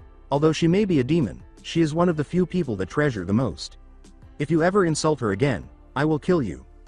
Minato stopped and grinned. Good, you will need that protectiveness when you fight against Madara. I fear that he will have others to help him take the Biju from their Jinchuriki. Rutaxon, this must never happen, or else the world will be in chaos. TCH, tell me something that I don't know, but I will kill Madara, not for you, but for my own sake. I could care less about anyone else except my precious people. Now let's get down to business, Namikaze. After Minato nodded and drew out 2 of his specialized Prom Kunai, his expression became solemn. Naruto then grinned and began to use Lerxine's power, saying, this should be fun, Minato Namikaze. Clone number 1. While the battle was taking place all around him, Naruto went to the stands and just strolled around them. In order to avoid a kunai, he craned his neck sideways and pulled out one of his guns to shoot a man in the head, but the laser dart's characteristics caused it to explode. He grinned as he saw Kakashi and Guy standing side by side, fighting off foes together. Because of Guy's presence, Kakashi was unable to attack Ayane, and Sasuke was out attempting to prove himself to the original, so he couldn't have cared less about Ayane's welfare. 4 Suna and Auto Ninja engaged in combat with 2 Chunin, whom Naruto recognized immediately from his attacks, and he grinned. After cocking and aiming both guns, he killed the Suna and Auto Ninja with 6 bullets. In the midst of the chaos, Naruto was able to speed in and break the necks of the 2 Konoha ninja as their bodies exploded as they fell to the ground, sending them flying. This is primarily the reason he had to reach Ayane. If she wasn't protected, Kakashi might be able to give Guy the slip and murder her. He discovered that Mikoto was rapidly growing weary of defending the poisoned Ayane against the combined might of the Suna ninja and the clan matriarch. Voltage Rush, he said, appearing between Mikoto and the Suna ninjas and summoning Lerxine's knives. He ran at the ninjas while covered in lightning, slicing them with his knives between his fingers like claws. Naruto turned to face the 2 Uchihas and asked, you two alright? As the enemy ninjas clutched their chests and tracheas to fall to the ground, dead. Ayane exclaimed with relief, oh, thank God you were here, Naruto-kun. Thank you, Mikoto. Sama, I will take over from here. We need to bring her to the Hokage monument, so we can fight to the fullest. I would hate for something to happen to Ayane. Chan, the ninja said, grinning at her before turning to Makoto. After placing Ayane on his back and securing her legs around his waist, Rutaxan said, "You be careful." Makoto asked, "Where is Sasuke?" With a nod. If I know him correctly, due to his arrogant nature, he should be pursuing Gaara with his siblings to prove the right to fight me. Gaara? What is the matter with him? He seems unstable, Ayane said. Well, Ayane, picture me as I am now with no friends or loved ones to care about him at all, plus with a crazed demon that is maniacal and focused about his next kill, driving his own container insane to think that it is his mother. So, Makoto gasped. Yeah, that would have been me without Ayane and the rest of the gang. I have a clone watching your son, so fight your best. Even though I hate your son, I respect you more. I will cover you, said the clan leader, nodding. With a glance at the woman, Naruto said, and don't worry, Kakashi probably sent Namikaze-san and the Haruno bitch after him. By the way, remind me to kill her mother. Makoto barked, with pleasure, she has been harassing me more lately for her child. Then I will find her after I escorted Ayane. Chan, you helped the injured to the Hokage monument, all right? Right. Upon exiting the arena, the unfortunate Jinchuriki was confronted by a number of Auto ninja. One of them yelled, "Die!" And Naruto responded in a disinterested manner, as if, free shooter. Curving bullets.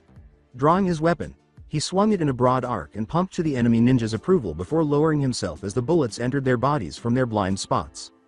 Naruto.kun, was the last thing Ayane said as Naruto continued to move across the rooftops. Yes, Ayane. Chan? I want you to know something important, I love you. What? As Naruto questioned, why? The outcast Uchiha blushed and nodded into his back. You were the first person to accept, aside from Makoto. Sama, because we are outcasts. Everyone, especially the civilians, followed my clan's rejection of me. You are aware of my past and have never ridiculed it. You have accepted me for who I am, just as I have accepted you. After a brief pause, she said, the main reason I trained so hard was because I wanted to be strong enough to fight next to you. You are strong to bear the Kyuubi inside of you and the abuse, demonstrating that you can overcome anything. Only you and Makoto. Sama are the ones who are keeping me sane in this village, and if I have to, I will follow you two into the depths of hell itself, Naruto said, pausing briefly to set Ayane down and look into his eyes. Despite his somewhat icy manner, Naruto kissed her lips, and Ayane's red eyes flitted shut as they reveled in the moment. Ting! Naruto pulled back to find a platoon of Auto ninjas staring at him and Ayane in disbelief. Naruto was furious, saying, now, that was one of the happiest moments that I ever had in this fucking village and you bastards just ruined it. He glared at them, summoning his claymore, and said, now, you all die. Before he slaughtered the rest of the platoon in front of Ayane, who smirked because she knew that the rule with Naruto was never to annoy him, he appeared in front of his first victim, severed his arm, kicked him into a nearby building, and roared at the others. Soon he was done and headed toward Ayane. I plan to defect from Konoha and make my own hidden village. I want you to be a part of it. I know that it would be hard for you to leave Makoto Sama since she is the only one in this village that actually cares about you. How about Hayate? Sensei? Asked Ayane. He and Yugo. Nichan always know about it, they plan to leave as well. I will join you, Uchiha, the outcast, said, closing her eyes for a moment. You are right, there is nothing here for me, and I am sure Makoto would be fine just without me. I also want to be with you, Naruto.kun. According to Naruto, so how long? For 2 years, Naruto.kun. I don't know anything about love, Ayane. Chan, but I care about you a lot and we will need to keep this a secret. They already know that you are one of my friends. If they find out that you are intimate with me, they will not only torture you for information, they will rape you and kill you as well as putting your corpse as a display. Ayane spoke with conviction, that won't happen. I have trained extensively until I became exhausted. Hayate. Sensei said that I am at least Chunin level now in terms of power, at least on Iruka's level. Naruto sighed, then we will try this out, now let's get out of here. Iruka and the children were climbing the stairs when the clone and Ayane arrived at the Hokage monument. Ayane knelt down and told Naruto, I will protect the kids. Naruto nodded and, after addressing the enemies in the vicinity, departed to go and dispel. Clone number 2. At the moment, the clone was keeping an eye on Sasuke as he battled his crazy brother, and to be honest, he was enjoying the entertainment. He has nice seats, snacks, Tamari restrained next to him, and the show where a snobbish obnoxious duck-butt copycat had his pride pushed up his ass by a rival he believed he could beat. Naruto turned to face Temari and remarked, "Well, this is highly entertaining, what do you think?" She looked at the child with disbelief. "Are you insane? Gaara is halfway through his transformation out of control and fixing to kill the Uchiha. Oh, that is going to leave a mark, and you think it is interesting?"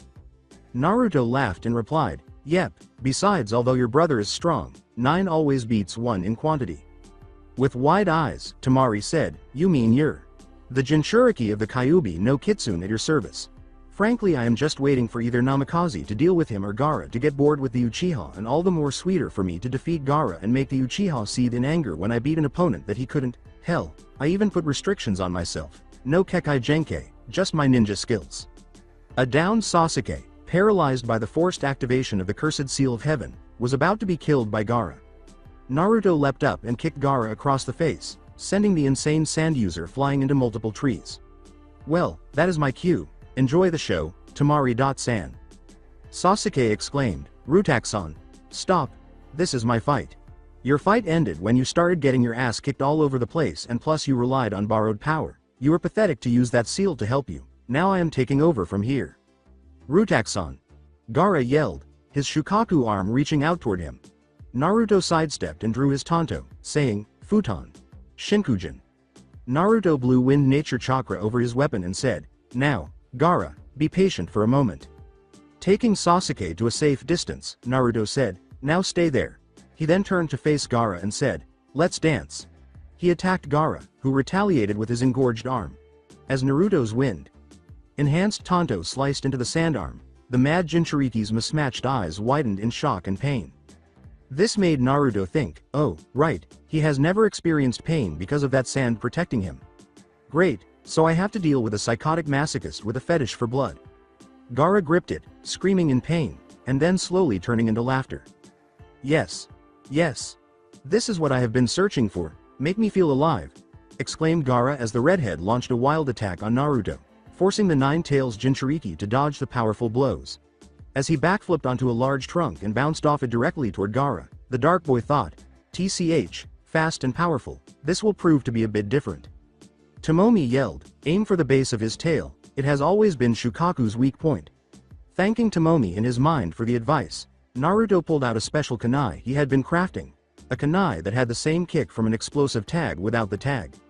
After a few seconds, Gaara slammed Naruto into a tree and sent the Jinchuriki flying through multiple trees until his back struck a sturdy trunk. He had thrown the kunai just below the base of the tail. Damage, 3 ribs broken, dislocated shoulder and a concussion. Damn, pretty good, but a few meters from where he is, there is an explosion. I can take pain, lots of it, Gaara exclaimed as he emerged from the smoke, his sand armor broken and gradually falling off. Damn, he managed to get my weak point, but how did he know about it? Rutaku-san stood up, saying, okay, another hit like that one and the plan will be ruined, I best end this quickly now. Alright, Tomomi, let's get that guy down to the ground, Tomomi said. Right, just then, she pushed her chakra through his system, and he felt euphoric and comforted as the red, bubbling chakra took the shape of a fox, turning his eyes into red slits, deepening the whisker marks, and sharpening his fangs and claws. W. What is that chakra? It feels so malevolent, I can't stop shaking. Just how much power do you have, Rutaku-san? How did you obtain it? Sasuke thought. Naruto threw an arm out at Gaara, who ducked to the left, only to be knocked into the tree by the Kyuubi Jinchuriki's fierce attack, which pierced the sand armor. Naruto yelled, now this is where the fun begins, as he chased after his opponent and slammed him hard to the ground. Futon. Majin Sajin Daitopa. Kyuubi Shroud. Nine-Tails Roar. The Ichibi Jinchuriki's back hit the ground as Naruto's roar sent the wind driven by sand flying back to Gaara. The Kyuubi Jinchuriki then struck him in the stomach with a knee, saying, this is boring, I hope that you would be a challenge at least. Oh, well, I guess I will have to erase your existence. No. Gaara cried in horror. Sand covered his body, and he rose into the air as yellow. Brown chakra exploded from it, blowing the Kyuubi Jinchuriki away. As the sand gradually transformed into the Shukaku, Naruto leapt into the canopy to observe. As he snapped his fingers and a huge black portal materialized beneath him, Naruto remarked, well, this will be fun, but a Biju is just overkill. He then lowered himself and slowly rose up with a large white knight wearing a light blue scarf around its neck. My liege, what is thy bidding? He asked. What is your name? I am known as the Twilight Thorn, my master. Well then, Thorn, I will need your help in restraining this beast. Naruto replied calmly and Thorn agreed. Understood. My abilities are to create thorn branches of light as well as a great energy ball. Plus I can stretch my arms to restrain or capture. Well, what are we waiting for? Let's go wild, Thorn. Clone number 3. The Jinchuriki hums the 1812 overture aloud while he slaughters ninjas everywhere. Well, except for those who were neutral or at least put up with him, but he kills them covertly and takes their hearts to create nobodies. He arrived at the Haruno residence at that moment and entered. The boy entered and peered inside the peaceful home. Naruto turned to face Saya Haruno, who was holding a kitchen knife in trembling hands. Saya Haruno, he said. Naruto looked at Saya and said, why are you here? Are you here to kill me? She went on, because if I had a reason not for you to kill me, I don't, besides my life ended with my baby boy. Naruto remained silent. What about your other child, Sakura, what about her? She is your daughter. I honestly don't give two shits about you or your idiotic daughter, but you do have an obligation as her parent. The one thing I hate worse is abandoning kids to fend for themselves, and I killed the last person who did that. Now you are going to get your ass up and go to the shelter. Maybe you will get to see your son if I talk to Makoto Uchiha. Or you can leave Konoha if you feel that you can't live without your son, but you wouldn't make it, Saya said, glancing at Naruto as he walked away. He then left the area and resumed eliminating enemy ninja to make room. Tomomi reflected, I see, there is a glimmer of light still there amongst that darkness inside of him. His darkness is more potent than mine. Neither Saya nor Tomomi realized that Naruto had illuminated the house with a beacon to ensure Saya wouldn't survive. The Yondaime did, after all, have more experience than the real Naruto, who was struggling against the yellow flash of Konoha despite using Lerxine's ability to keep up with him. Sweating, he thought to himself, damn, if I don't think something fast, I am going to die for real. Abruptly, Naruto dodged a sword blow and struck back with a knife before turning to face the new attacker. Damn. Out of all the people that had to come here, it had to be you, Kushina Uzumaki. Kushina turned to Naruto and said, what are you doing to my husband? What the hell does it look like? I am fucking killing your damn husband, who fucking made my life almost a complete living hell. Looking at his wife, Minato said, Kushina, I can't believe you. Kushina turned to face the man, who gave her a disdainful and dejected look. Did my death affect you so much? To turn you into this demon? You are not the woman that I loved. The former Yondaime responded, you can't fake tears of sadness and oppression. You should know that out of all people when you found out that Uzushiogakure was destroyed. The Uzumaki turned to face her husband and asked, so you are going to believe him over me? Wait, what is that? Minato asked as Kushina started to cry. Naruto turned to see a glowing seal appear on her forehead, saying, memory seal as well as a compulsion seal. Whoever did this. Wanted you to be hated, Minato concluded. Naruto, before you kill me, allow me to break this seal of my wife and then we can finish this fight. The Jinchuriki responded, I told you it is Rutaxon, but I will humor you and allow it. What the? Sarutobi and Kakashi. They put this seal on me. Kushina's eyes blinked for a moment as memories flashed into her mind. So Sarutobi. Dono and my own student have betrayed my trust, Minato said sadly as she nodded and swiftly unwrapped the seal. Fuin Kai. Minato.kun. What is going on? Kushina asked in disbelief, and Naruto. So? Her feelings were artificial. This is going to be very complicated now, but at least I have another reason to kill Hitaki. Minato tightened his grip and said, Rutaxon.san.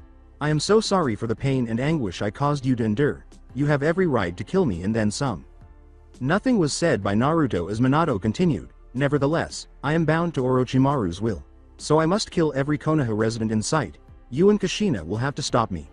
Naruto replied, sounds like a plan, Namikaze. You know I have never told anybody this, but even though you were a bastard, you were a great ninja. Minato's eyes widened as Naruto extended his hand and chakras swirled into a ball. And that is why I am going to kill you with your own technique, the Namikaze said, glancing at Naruto. How did you learn it? Your wife. Now let's get down to business. Minato gave a nod before launching himself at Naruto. The Jinchuriki tensed up and yelled, guard, as he clashed his own with Naruto's and the two blasted away from one another. When he looked over his shoulder, he saw that Minato had used his Hiraishin no jutsu to tag him. He whispered to himself, that thing is really getting annoying. Then, with the wind all around him, he called forth his 5 lances and started to float in midair. Minato thought to himself, nice job, Naruto. You used the wind as a shield, and because of the pressure around you, I won't be able to sneak up on you with the Hiraishin at this moment. But let's see how you react when I attack Kushina. His eyes briefly strayed to Kushina. The Jinchuriki teleported to Kushina's location and used his lances to block a Rasengan attack, saying, "Woman, get off your ass and fight, this is not your husband anymore." Naruto mused. Damn, he is going to his wife now. Why are you helping me? I deserve to die after all the things I did to you. We will worry about that later. Right now, I need your help in killing the Yellow Flash, and you have a daughter to think about. Now get off your blubbering ass and stop the pity party, so you can see your daughter again. Minato grinned and said, "It is quite alright, besides I think that only you, Jiraiya, Sensei, and possibly Naruto could be able to kill me." Kushina nodded and gave Minato a serious look before drawing her sword and slashing at his husband. "I am sorry, Minato-kun, but right now, I have to kill you." The blonde grinned at Naruto and Kushina, saying, "Well, let's continue this." Kushina instantly erected his chakra chains from her body to restrain Minato, who used his reflexes to move out of the way. This time, Naruto didn't correct him, and he laughed, saying, "You know, for a bastard, you are quite alright, Namikaze." Kushina smirked and whispered, "Chakra chain barrier." Minato looked around in disbelief. "So you are using this barrier to ensure that I don't hurt anyone and nobody gets inside?" "Correct," said the former Jinchuriki. Naruto responded, "Understood, Uzumaki." Then he thought, "Tomomi, we are going two tails." Kushina whispered to him, "Rutaxan, it is your job to take care of Minato. I can hold this barrier until my chakra runs out." "Are you sure?" Tomomi asked. "Last time, you almost lost control." "Considering your former host is here just in case, I will be fine. Now let's go." As bubbles of red chakra swept over his body, Naruto knelt down as he felt the Kyuubi chakra flood his chakra network. His hair grew wilder, his nails grew to a point that threatened to pierce his gloves, and his canines grew over his mouth. "Now I can't exactly control it yet, but this is more than enough for you, as well as this." Naruto activated Axel's chakrams, which both assumed a hellish expression and were covered in Kyuubi chakra as he gazed at Minato with blood-red cat-like eyes and blackened lips curving into a wicked smirk. Minato easily ducked Naruto's rageful swipes as he leapt at her, but the shrouded arm attacked Minato on its own. Minato was sent to the barrier after the Jinchuriki smiled and punched him in the face. The Jinchuriki then lifted his hand and fired a barrage of bullets at Minato's body. As he used his power to conjure a dome of darkness that ejected what seemed like an endless stream of red energy bullets, Naruto yelled, "Now Namikaze, rest in peace." Before Minato could heal himself, Kushina slapped a seal on his forehead and released the barrier. "Good work, you two, take care, Kushina. Chan, and tell my Masumi that I am truly sorry." "Naruto, Minato said with a smile as he gradually turned to ashes. With a slight smile and a respectful nod, Naruto's final recollection of Minato was, "Save it, Minato Namikaze. I know what you are going to say. I forgive you now, but this village is a different story. Now rest in peace with the Shinigami." "Yes, Uzumaki, there is no need to apologize to me, but right now, I think it is best that we return to this cesspool you call a village and tend to the wounded. I am going home," Kushina said, glancing at Naruto as he turned to leave after seeing where Minato was. After giving a nod, Kushina let Naruto think. "So, Hitaki, you think you could pull things from the shadows without me knowing? Just so you know that when I leave this village, you will be one of the first to die slowly from my wrath." That day, Hitaki, Konoha, and most importantly, Madara Uchiha, became the targets of Naruto's hatred instead of Namikaze. Someone was going to have to pay a heavy price soon, and Konoha would definitely burn. Konoha had survived the invasion, but at a heavy price, so it was a gloomy and solemn day. The Sandaime Hokage and god of shinobi, Hiruzen Sarutobi, had met a bitter end in battle against his pupil, Orochimaru, the Snake Sennin. Several notable civilians, Jonin, and Chunin had also perished in the chaos.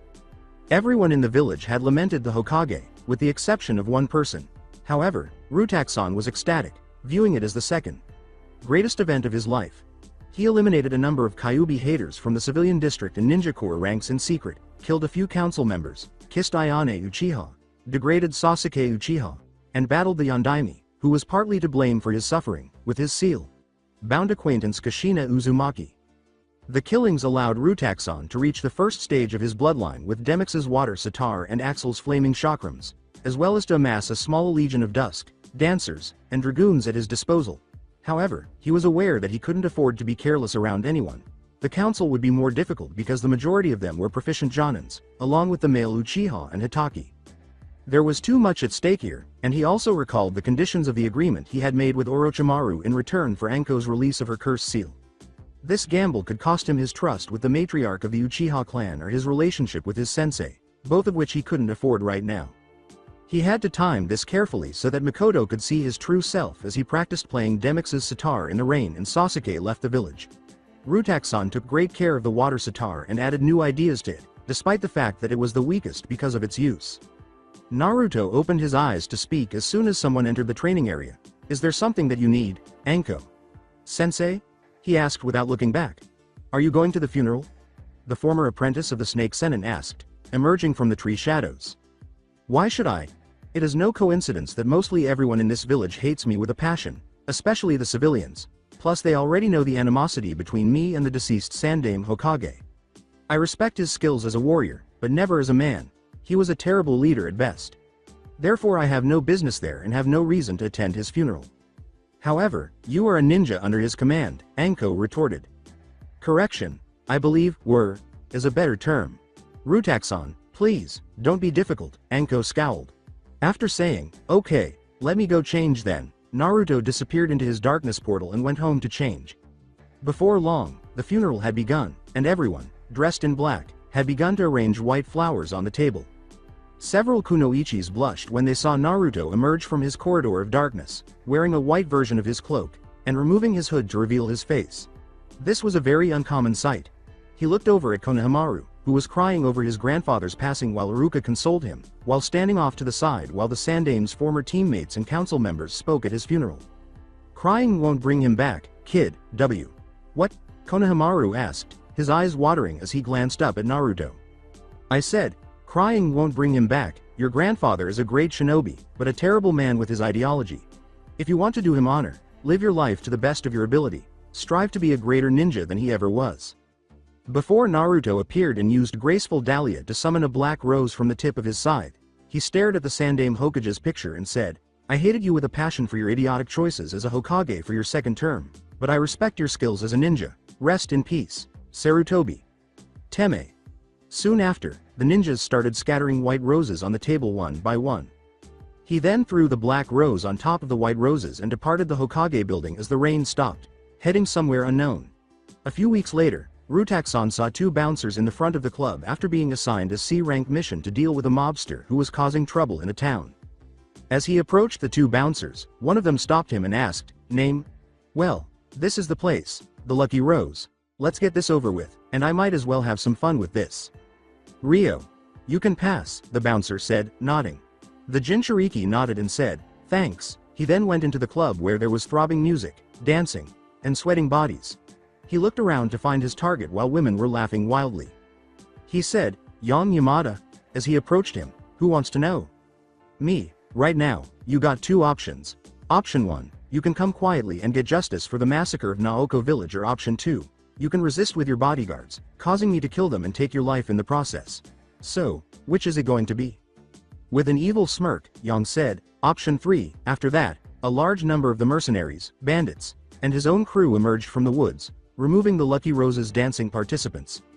With a smile, Naruto said, "I was hoping you would say that."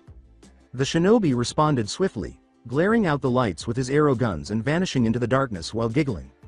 Yang yelled, "Spread out and find the bastard. I want his head on a silver platter. I will give triple of what I am paying you to the one who does this." As such, the men and women dispersed out to look for Naruto.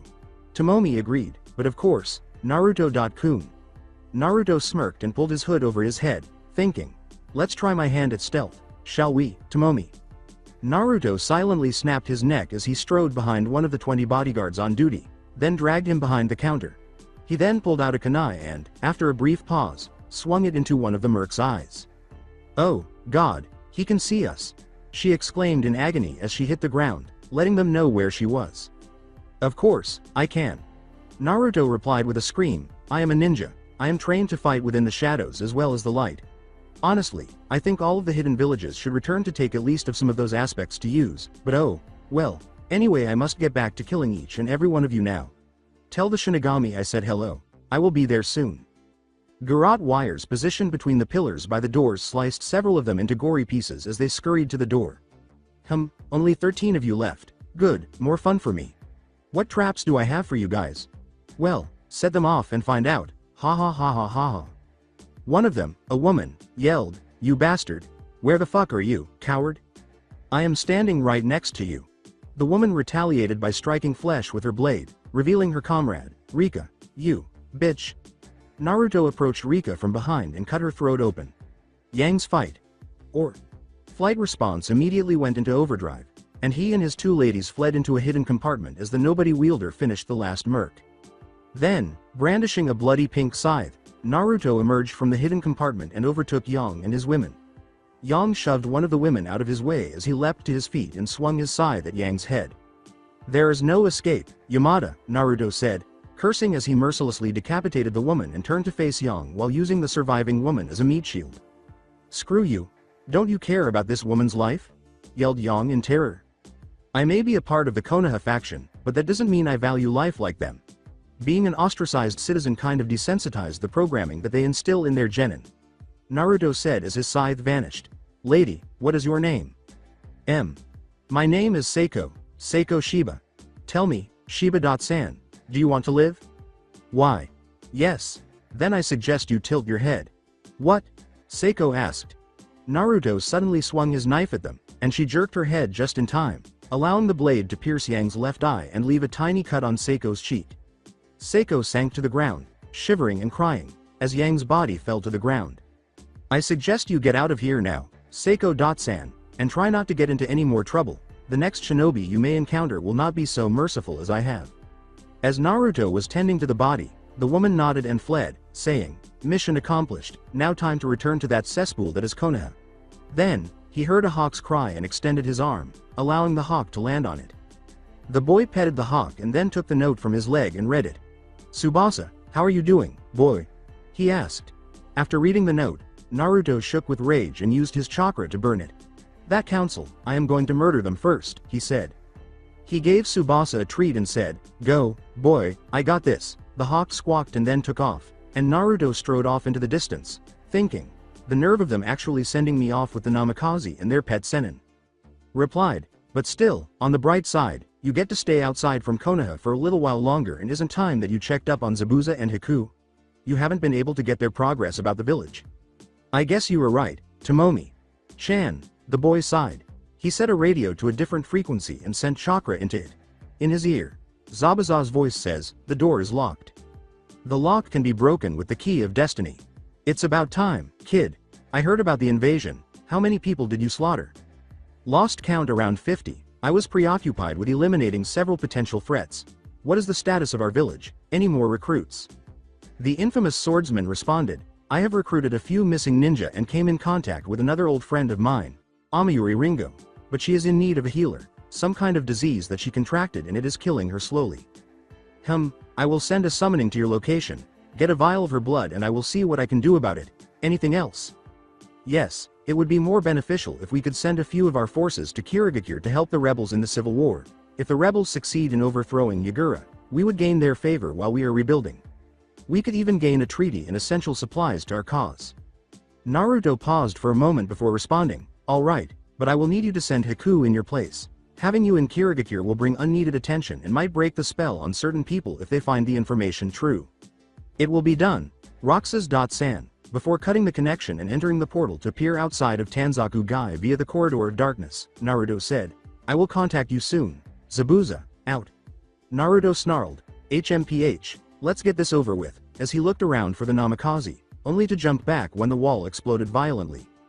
A feminine voice interrupted, saying, "Tsunade Sama, you can't listen to their lies. Your brother and Uncle Dan would not have wanted you to stoop so low for this. Have you forgotten their dreams?" Even though you lost, he thought, "What the hell?" And then he heard voices and overheard the conversation. "If you do this, I will bring your brother and your beloved to life." "Shut up, Shizune. I don't need you to remind me what I have lost." Naruto was thinking, this isn't a coincidence. All three of the legendary Sannin are here in this city. Looks like Orochimaru needs Tsunade for something, but what? And is the other one, Jiraiya, is he looking for Tsunade too as well? It was Shizune who exclaimed, "Tsunade Sama, let's kill these bastards.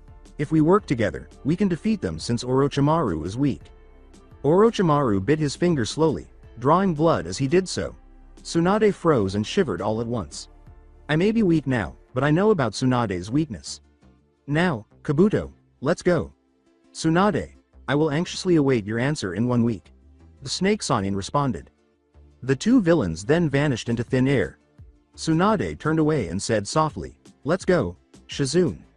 Shizune hurried after her while holding their pet pig, Tauntaun. Naruto was thinking. So that is funny. Tsunade seems to have a weakness to blood. Orochimaru is obsessed with immortality and Jiraiya, the seemingly strongest, is a full-blown pervert, a fun bunch. You know, sneaking up behind me is really not a good thing you want to do. A lot of people end up dead. Kabuto-san, Naruto said, squinting his eyes as he aimed a lance at Kabuto, who raised his hands in a gesture of surrender. I will be sure to remember that, but need I remind you that although Orochimaru is weakened, he is more than enough to kill you and I am on par with Kakashi Hitaki, said Kabuto, grinning as he gently pushed the lance's tip away from him. Laughed, really now? Well, for your information, I have no intentions of killing off your precious Orochimaru. Unless he gets in my way of destroying Konohagakure, that will be my pleasure. He had his chance and blew it, toying with the Sandaime instead of destroying him completely. As to your comparison of being on Hidaka's level, you are going to need to step up your A game or our battle won't be much fun. Why are you here? Kato asked, her smile turning into a frown. If you must know, there are 3 Sannin in this very city. Lord Jiraiya is here. Along with the Namikaze girl, of course, probably teaching her some Fuinjutsu since she already knows the Rasengan. I believe both him and your master are here for the same thing, to bring Lady Tsunade on your side. I must report this to Lord Orochimaru. This mission has gotten a bit more complicated. You best and quickly, they are coming.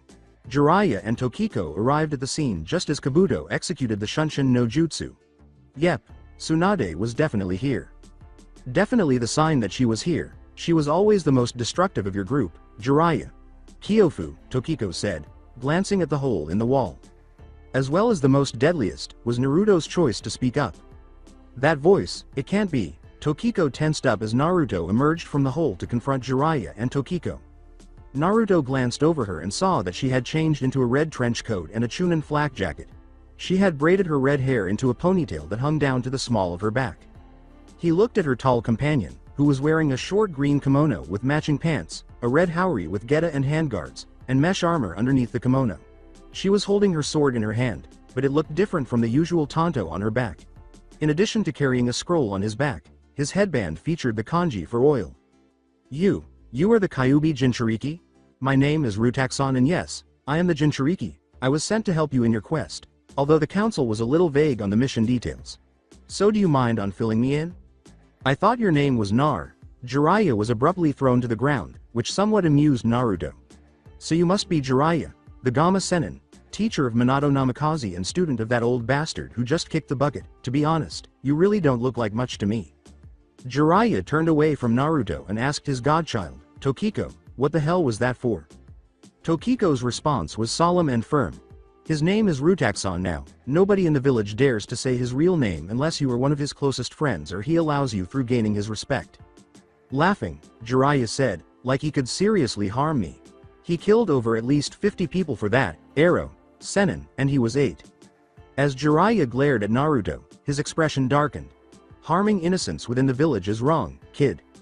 They weren't innocent, but proven guilty of abusing a child for 6 years.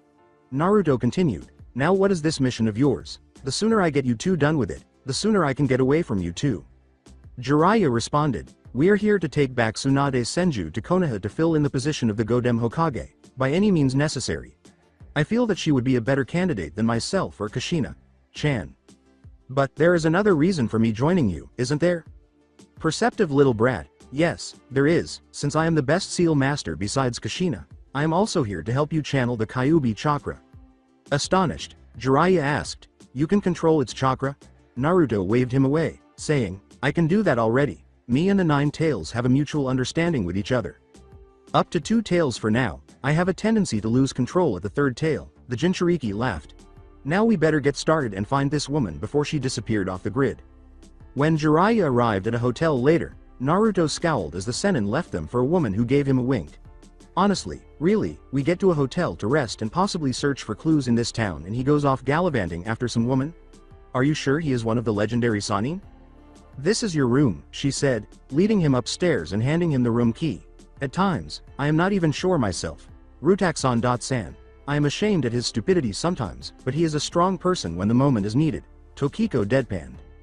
Thanks, no problem. Naruto walked into the room and looked at Tokiko, who had also come in and was staring at him with some fidgeting. He asked, "What is it, Namikaze? You got something to say?" While he sighed and rolled his eyes. Ka.san told me about the battle between you and 2.san. I am sorry about everything. If I had the choice to change your fate, I would do it in a heartbeat.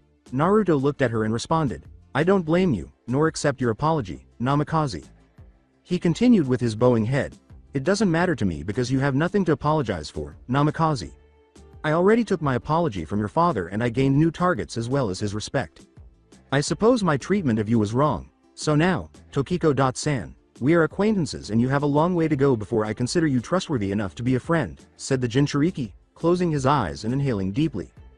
"Thank you, Rutaxon.san." Tokiko's blue eyes glowed as he bowed to Naruto. "Must be Arrow. Kyofu, this is the fastest that he has ever been rejected," Tokiko said as he strode to the door after hearing a knock. "You, who are you?" she asked, her eyes widening in surprise as she opened the door. Calmly, "Can we see Naruto.kun?" the man inquired. Naruto, who appeared beside Tokiko, said, "You know, it is awfully rude of you to not answer a person's question, Itachi." Nissan. A rough voice said, "Oh, the little brat knows you, Itachi. These two may be a problem. Shall I kill the girl and cut off his legs?" The Chunin looked up to see a shark. Like man with blue hair dressed similarly to Itachi. As Naruto looked at the tall man, he said, "It's a pleasure to meet you. Your work as a butcher is fascinating. You must be Kisame Hoshigaki, the monster of the mist." "Why thank you. Hearing praise from the 13 ninja, the Forsaken, is an honor." "So what I do for you two today?" Naruto asked, nodding as he and Tokiko entered the hallway. Itachi said, "We need you to come with us, Naruto.kun. The Akatsuki are in dire need of your service to attain peace." The Jinchuriki sighed. "In order to attain this peace, it would be an illusion. You want the Kyuubi." Tokiko assumed a stance and said, "You won't take him. The Biju are not to be trifled with and they hold massive power. Trying to control one would lead to disaster and chaos, not peace." Kisame said, grinning toothily, "Very perceptive, kid. Hey, Itachi.san, can I cut off one of his legs?" "I'm sorry, Ni.san, but I'm not ready to die just yet," Rutaxon said, glancing up at his brother. "I see, so we need to use force then, let, Itachi," a voice exclaimed, causing Naruto to sigh in frustration and Tokiko to gasp in surprise. "Hello, Sasuke," Itachi answered monotonely, and his partner said, "Oh, who is your fan, Itachi? He kinda looks familiar." "He is my little brother, my real, younger brother." Kisame chuckled slightly and said, "I thought you killed off your entire clan, but the rumors are true about the remnants you left behind then." Activating both Kakashi's original jutsu and his Sharingan, Sasuke swore, "I hated you, despised you, and cursed you with every living fiber of my body, and now, I am going to kill you." He then charged at Itachi, dragging the Chidori against the wall. Itachi closed his eyes and said softly, "Chidori, huh? Hitaki must be stupid to teach you that so young." He then knocked the jutsu aside while gripping his wrist. "You have trained pretty well, Sasuke. But you still lack something." Tokiko was horrified and Naruto secretly sated as Itachi proceeded to annihilate Sasuke with slow but effective blows to his body. Sasuke asked himself, "Why am I losing? I have tried everything and it is still not enough. Why am I so weak?" He turned to face Naruto and said, "It's because of him, and that demon inside of him, and he has all of that power inside of him." Itachi quickly pinned Sasuke to the wall and said, "And now you shall relive that day, Tsukuyomi." A few seconds later, Sasuke screamed in agony, and Tokiko called out for her teammate, Sasuke. Naruto stopped her as she was about to stop Itachi, saying, "No, let me go. If I do, you will die." "Sasuke won't die today. Itachi left him alive for a reason. Besides, if he wanted to, he could have killed all three of us. He is an S-rank ninja after all." Naruto replied. "Well, that was entertaining," Kisame remarked after Itachi had finished with Sasuke, "but I should be doing my job right now. Say goodbye to one of your legs, Jinchuriki." "Clang," he said, lifting Samahata above his head. When a navy blue shield materialized in front of Naruto, Samahata fought back, saying, "Sorry, Kisame Hoshigaki, another day, but here is your consolidation prize." Before Kisame could react, a toad wearing armguards checked him against the wall as eyes swept across Samahata.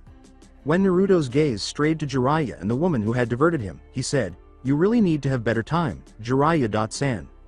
Hey, I came, didn't I?" Naruto deadpanned at him as he allowed his shield to vanish into his barrier, saying, "You did, and a moment later, Tokiko would be dead and I would be carted off for extraction." "Joy, Kisame, we are leaving," Itachi said, glancing at Kisame.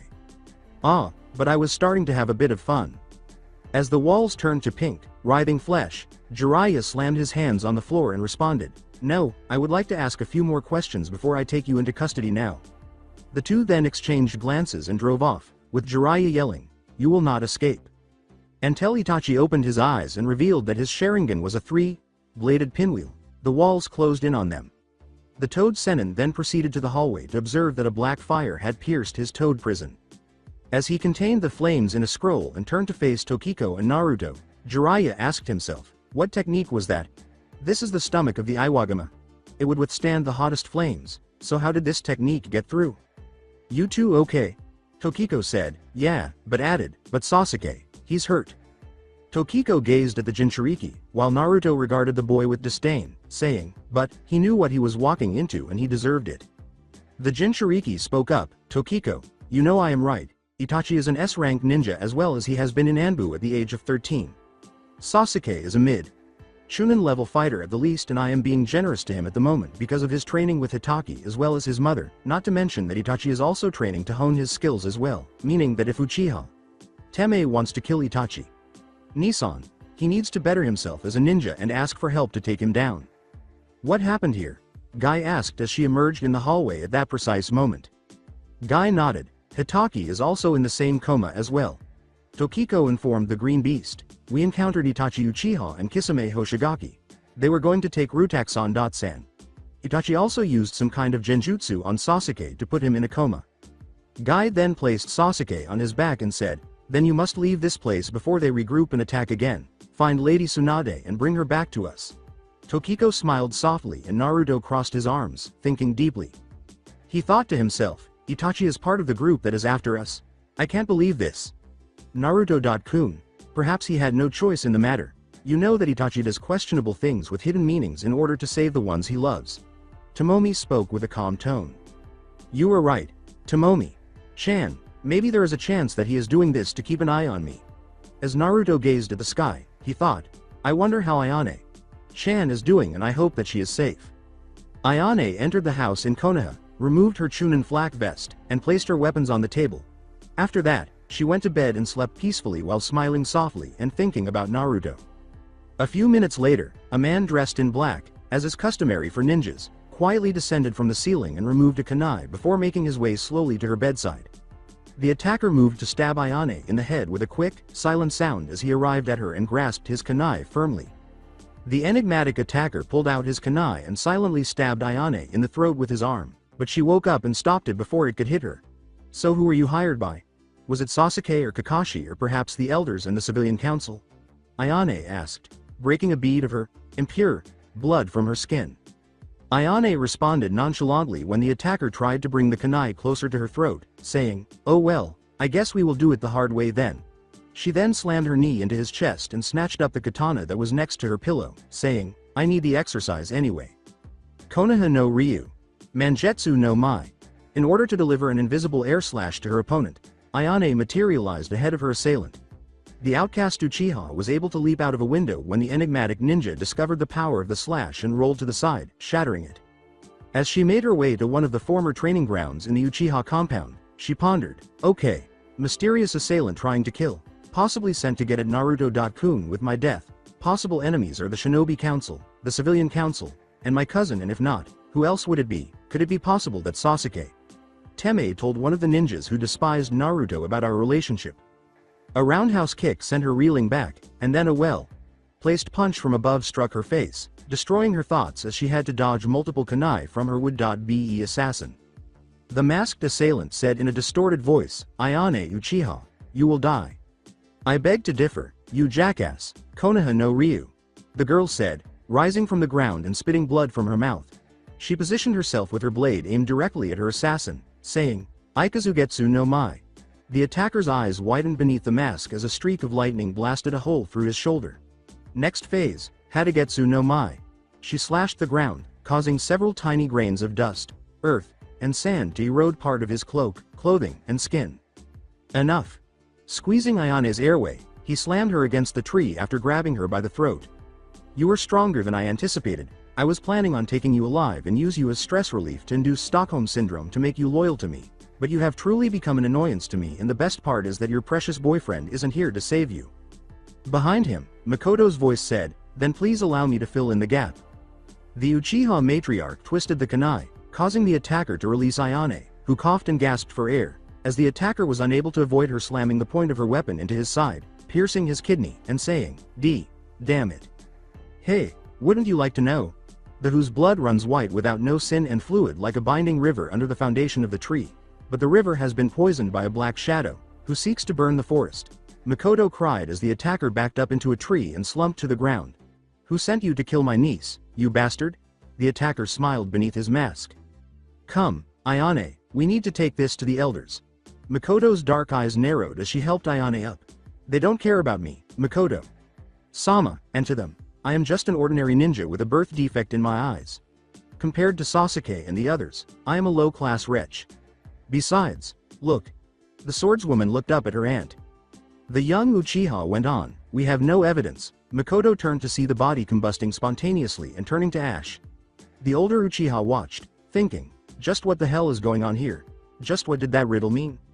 Since he was being pursued by the covert organization, Akatsuki, in the guise of Kisame Hoshigaki, the tailless Biju, and Itachi Uchiha, the Blood Raven, as well as his brother in all but blood, Jiraiya was compelled to walk side by side with Tokiko and the perverted Sennin, Jiraiya, silently fuming with rage. Rutaxan, Rutaxan. Naruto snapped out of his reverie and asked Tokiko, what is it? A worried Tokiko asked, are you okay? Well, let's see, my old caretaker and some big old fish-looking guy re-chasing me for the Kyuubi in my stomach while I am stuck with a hardly serious, perverted Sennin and the person who reminds the most of the life that I can never have. Yeah, I am just peachy. He responded with a voice full of sarcasm. With a dejected expression on her face, Tokiko turned to Jiraiya, who said, so why am I here again? My mission is complete, no reason that I should be here. Jiraiya gave him a serious look and said, you don't get it, kid. I didn't have intelligence keeping track of you. Itachi and Kisame would have captured you already. You may be strong, but going up against an S-rank ninja, let alone two, would be suicide. Don't call me kid, said a red blade of energy that suddenly hovered inches above his face. Jiraiya looked calmly at Naruto. The other reason was to make sure that your seal was in perfect condition as well as teach you how to utilize and control the Kyuubi's chakra and other things. I owe it to Tokiko's father.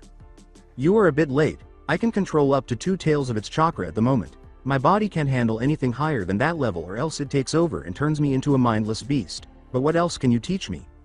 Fuinjutsu, the art of sealing. Perhaps you can teach me something, but why should I trust you?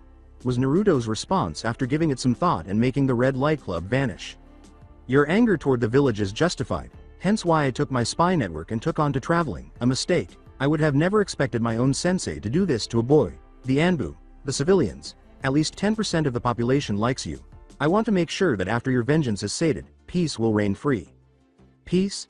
As long as people like those savages have free will in this world, there will be no peace at all, Naruto responded. There is only one rule in this world and that is survival of the fittest. The Sennin responded, what happened to you, Rutaxan? Life, he turned to the red-headed woman as she went on, look, I know that there have some bad things that have happened to you and you don't give two shits about the village or most of its people, but it is the past and sometimes we need to let go. Tokiko responded, Rutaxan.san, just stop it.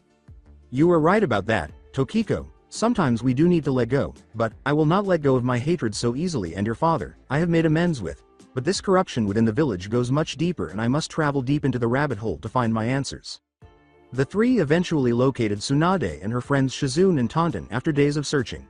Tsunade poured herself a glass of sake and remarked, so what are you doing here, Jiraiya? Obviously babysitting isn't good in your line of work. I will get straight to the point. Sarutobi. Sensei has died at the hands of Orochimaru, Jiraiya stated gravely.